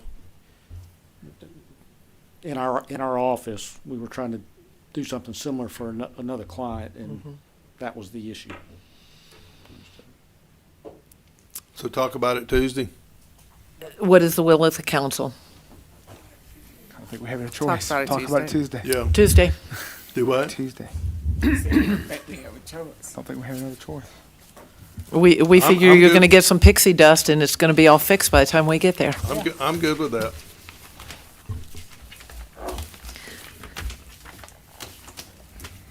Okay, David, as we Yeah. move into executive session, do you want to start this? Because I know we'll have to. I'll paraphrase what the motion needs to be about going into executive session.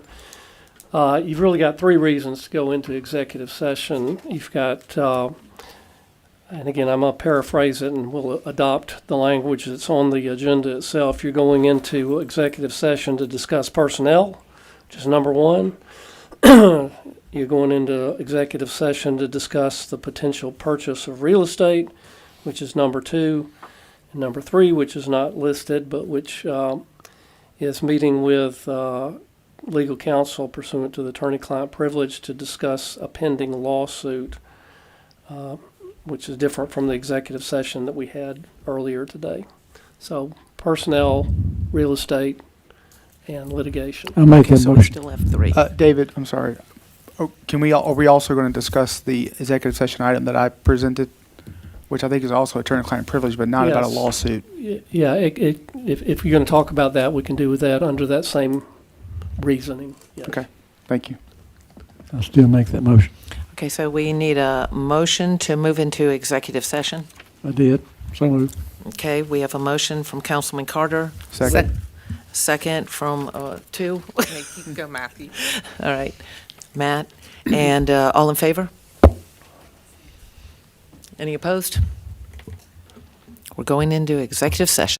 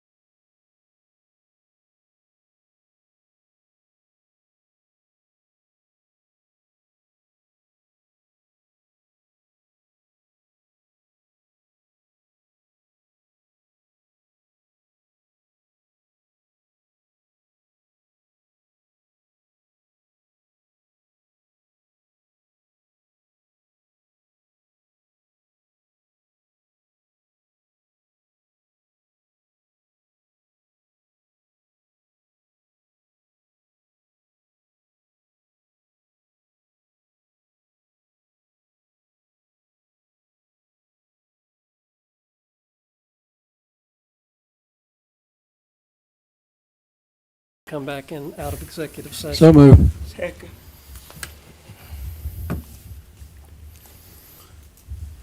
You want to call for a vote? Motion to come in second. Opposed?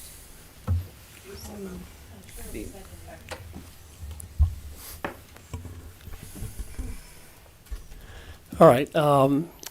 The only action in executive session that has come back to the council for a vote is relates to a personnel issue on the appointment of a deputy city manager. Let me just explain the process and what the charter says so that you can all know, everybody can know what we're doing. The city charter provides that any department heads, the city manager recommends a person to be appointed to that. Tom is going to make a recommendation in a moment. It will then be up to the council to confirm or deny that appointment. So you will, after he makes his recommendation, there'll be a motion from somebody to do something. Yep. Question. Sure. I didn't know the deputy city manager was a department head. How does he get into that position? It's my understanding that they have always been treated as that they are an officer of the city, that they are counted as a department head. They're included in the department head meetings.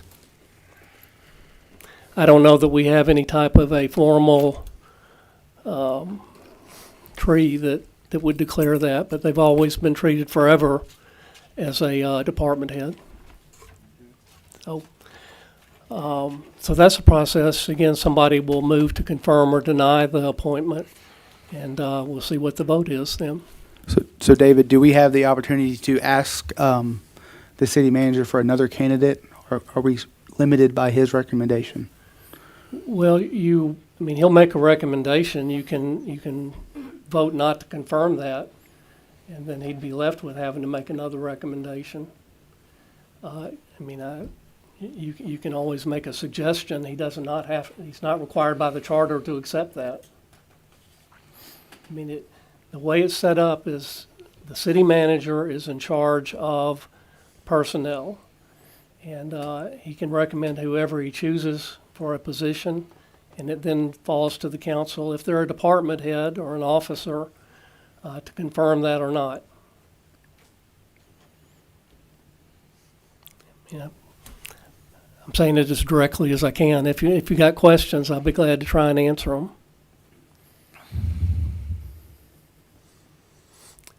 So at this point, I guess we're ready to proceed unless there's any questions. But after the motion is made and seconded, there's opportunity for discussion if you choose to have any. So I guess we're to the point now of you're making a recommendation, if you're going to make one. All right, my recommendation for deputy city manager is that we hire Gil McDougall. Tom, would you be willing to entertain or modify your recommendation on a 6-month probationary period? That's automatic. What about Automatic. a 3? That's not what the personnel handbook says, but if y'all have the authority to do that, you could do that. David, what is I don't know if you have it memorized, but what does the personnel handbook have regarding whether or not we have the authority to put any employee or department head on a 3-month period? And what does it exactly say about the 6-month period, and how does that process work? Well, I do know that it does say that every employee that's hired is on a 6-month probationary period, which allows their supervisor to terminate them essentially for any reason, unless it is a prohibited reason for sex, race, age, those types of things. But for somebody who's just not doing their job, a supervisor has the ability to terminate somebody during their probationary period.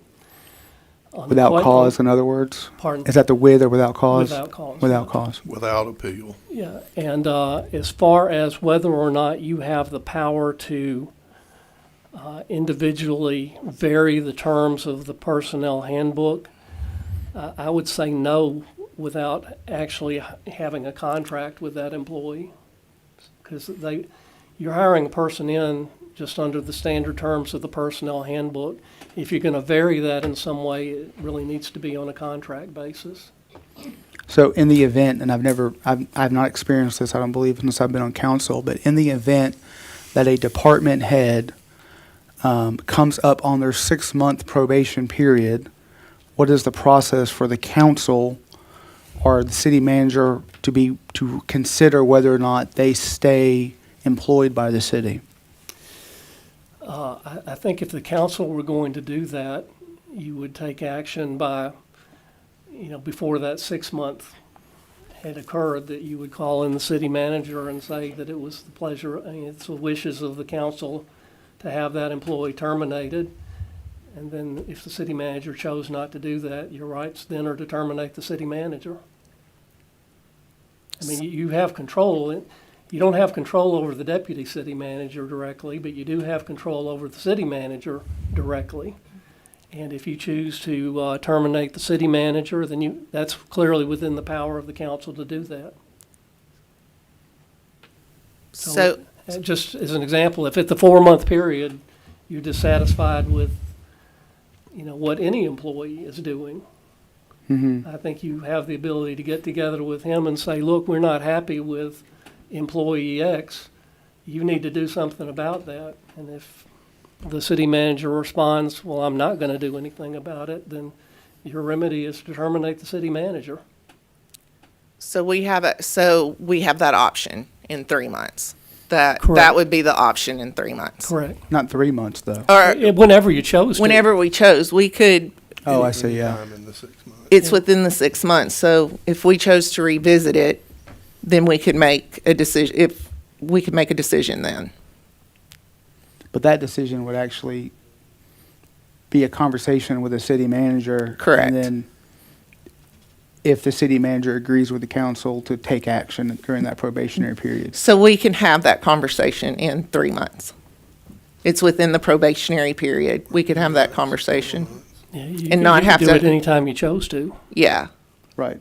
So Okay. this is a question and discussion time Well, during this time, or? it's asking questions, you're really not debating it yet, because nobody's made a motion one way or the other yet, but I'm taking this as just questions people are asking for informational purposes. You're not actually debating a motion yet, though. So again, I understand it's out of the ordinary, so any questions I can try and answer, I will.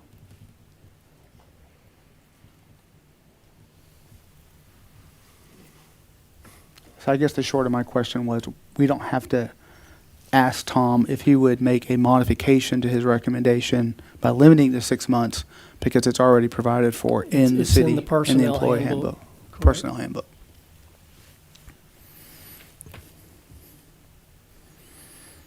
Anybody else have any questions before, I guess, somebody makes a motion? I was going to say, as the council, we just have to be diligent to make sure that in the probationary period, everything's doing what it's supposed to be doing. Like if we're not happy, we need to make that clear within the probationary period, is what I'm saying. And that's our responsibility. And I'm assuming that if people weren't happy, that then they would throw the city into chaos because they would decide they couldn't get rid of the deputy city manager without getting rid of the manager, so we'd lose both at once, and that would work real well for the city when we're concerned about having stability. So that's a real quandary to run into. Oh, well, if he won't get rid of him, you can do it by getting rid of the manager and you lose both at once. And then you have no one in place to provide that stability.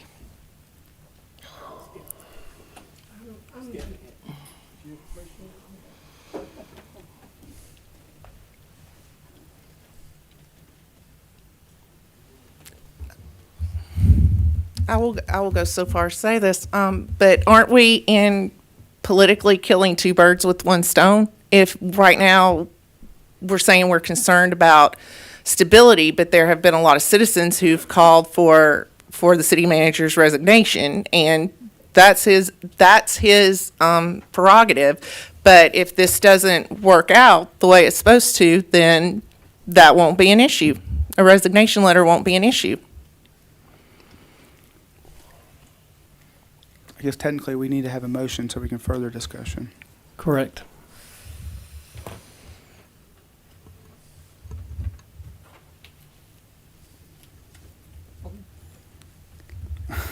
Y'all go.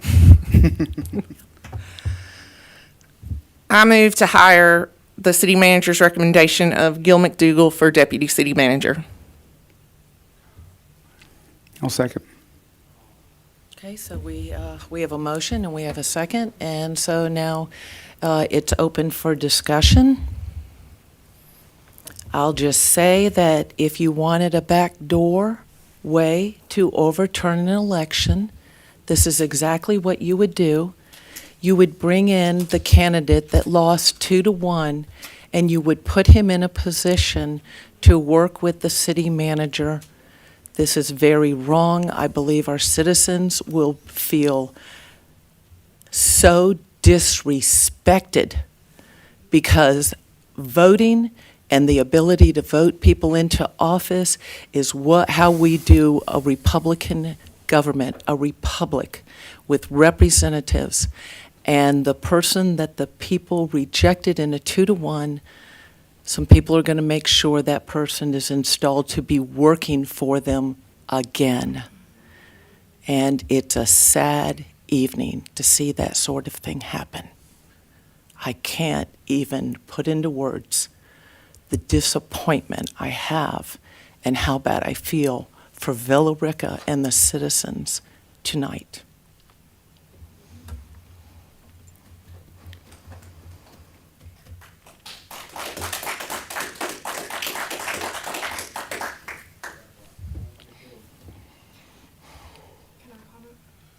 It's discussion. Discussion's open. So here's what I've got to say on this. I am new to this ball game. I'm still learning. I have a lot to learn. Tonight was very eye-opening. And I do realize one really big mistake that I made. And I promise from here on out, I will make sure that I make better choices.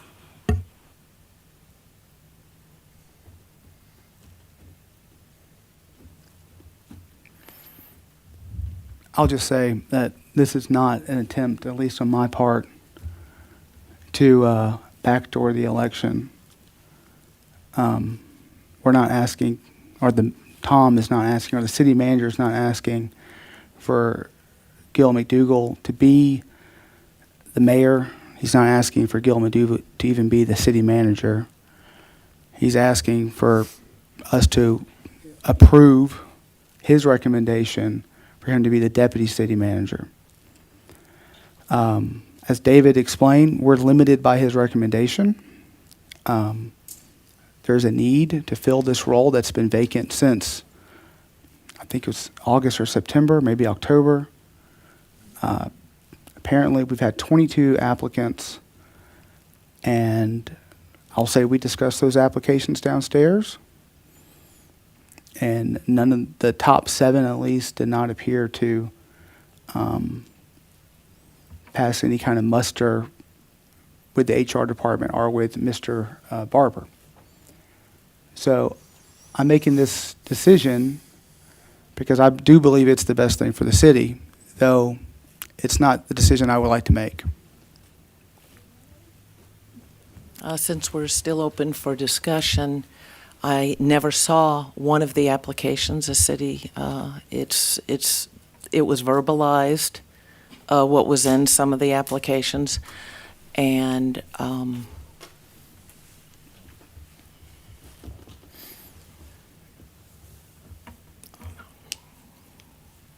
we were given one option. There was no desire to consider even another person. Applications gone through. One choice. Knowing that it would not be healthy for us up here to have this division. but we will have it because there was no compromise or other option given that we felt that maybe we could live with together that would have gone better. I don't believe that we have to have division necessarily just because of a vote this evening. I believe we can all try to be adults and try to work with people. And if it doesn't work out in approximately 3 to 4 months, we'll present the issue to the city manager and take the action if we have to. And we'll take the action if we have to. You'll be assured that it is working out. You can be assured that you will hear that it's working out very well, just like it has the last several years before that person was rejected by the citizens. That is a report you will receive, and he will run this city.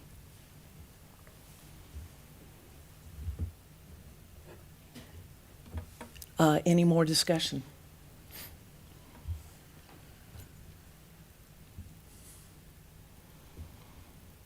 Okay, we've had a motion, we've had a second, we've had discussion.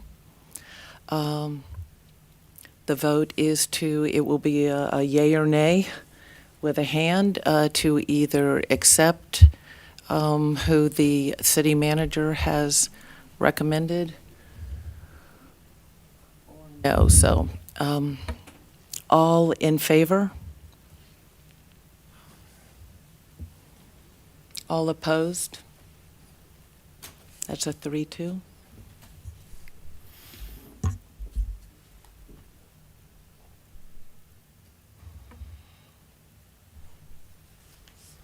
I think that's all the action that you have tonight, so a motion to adjourn would be in order.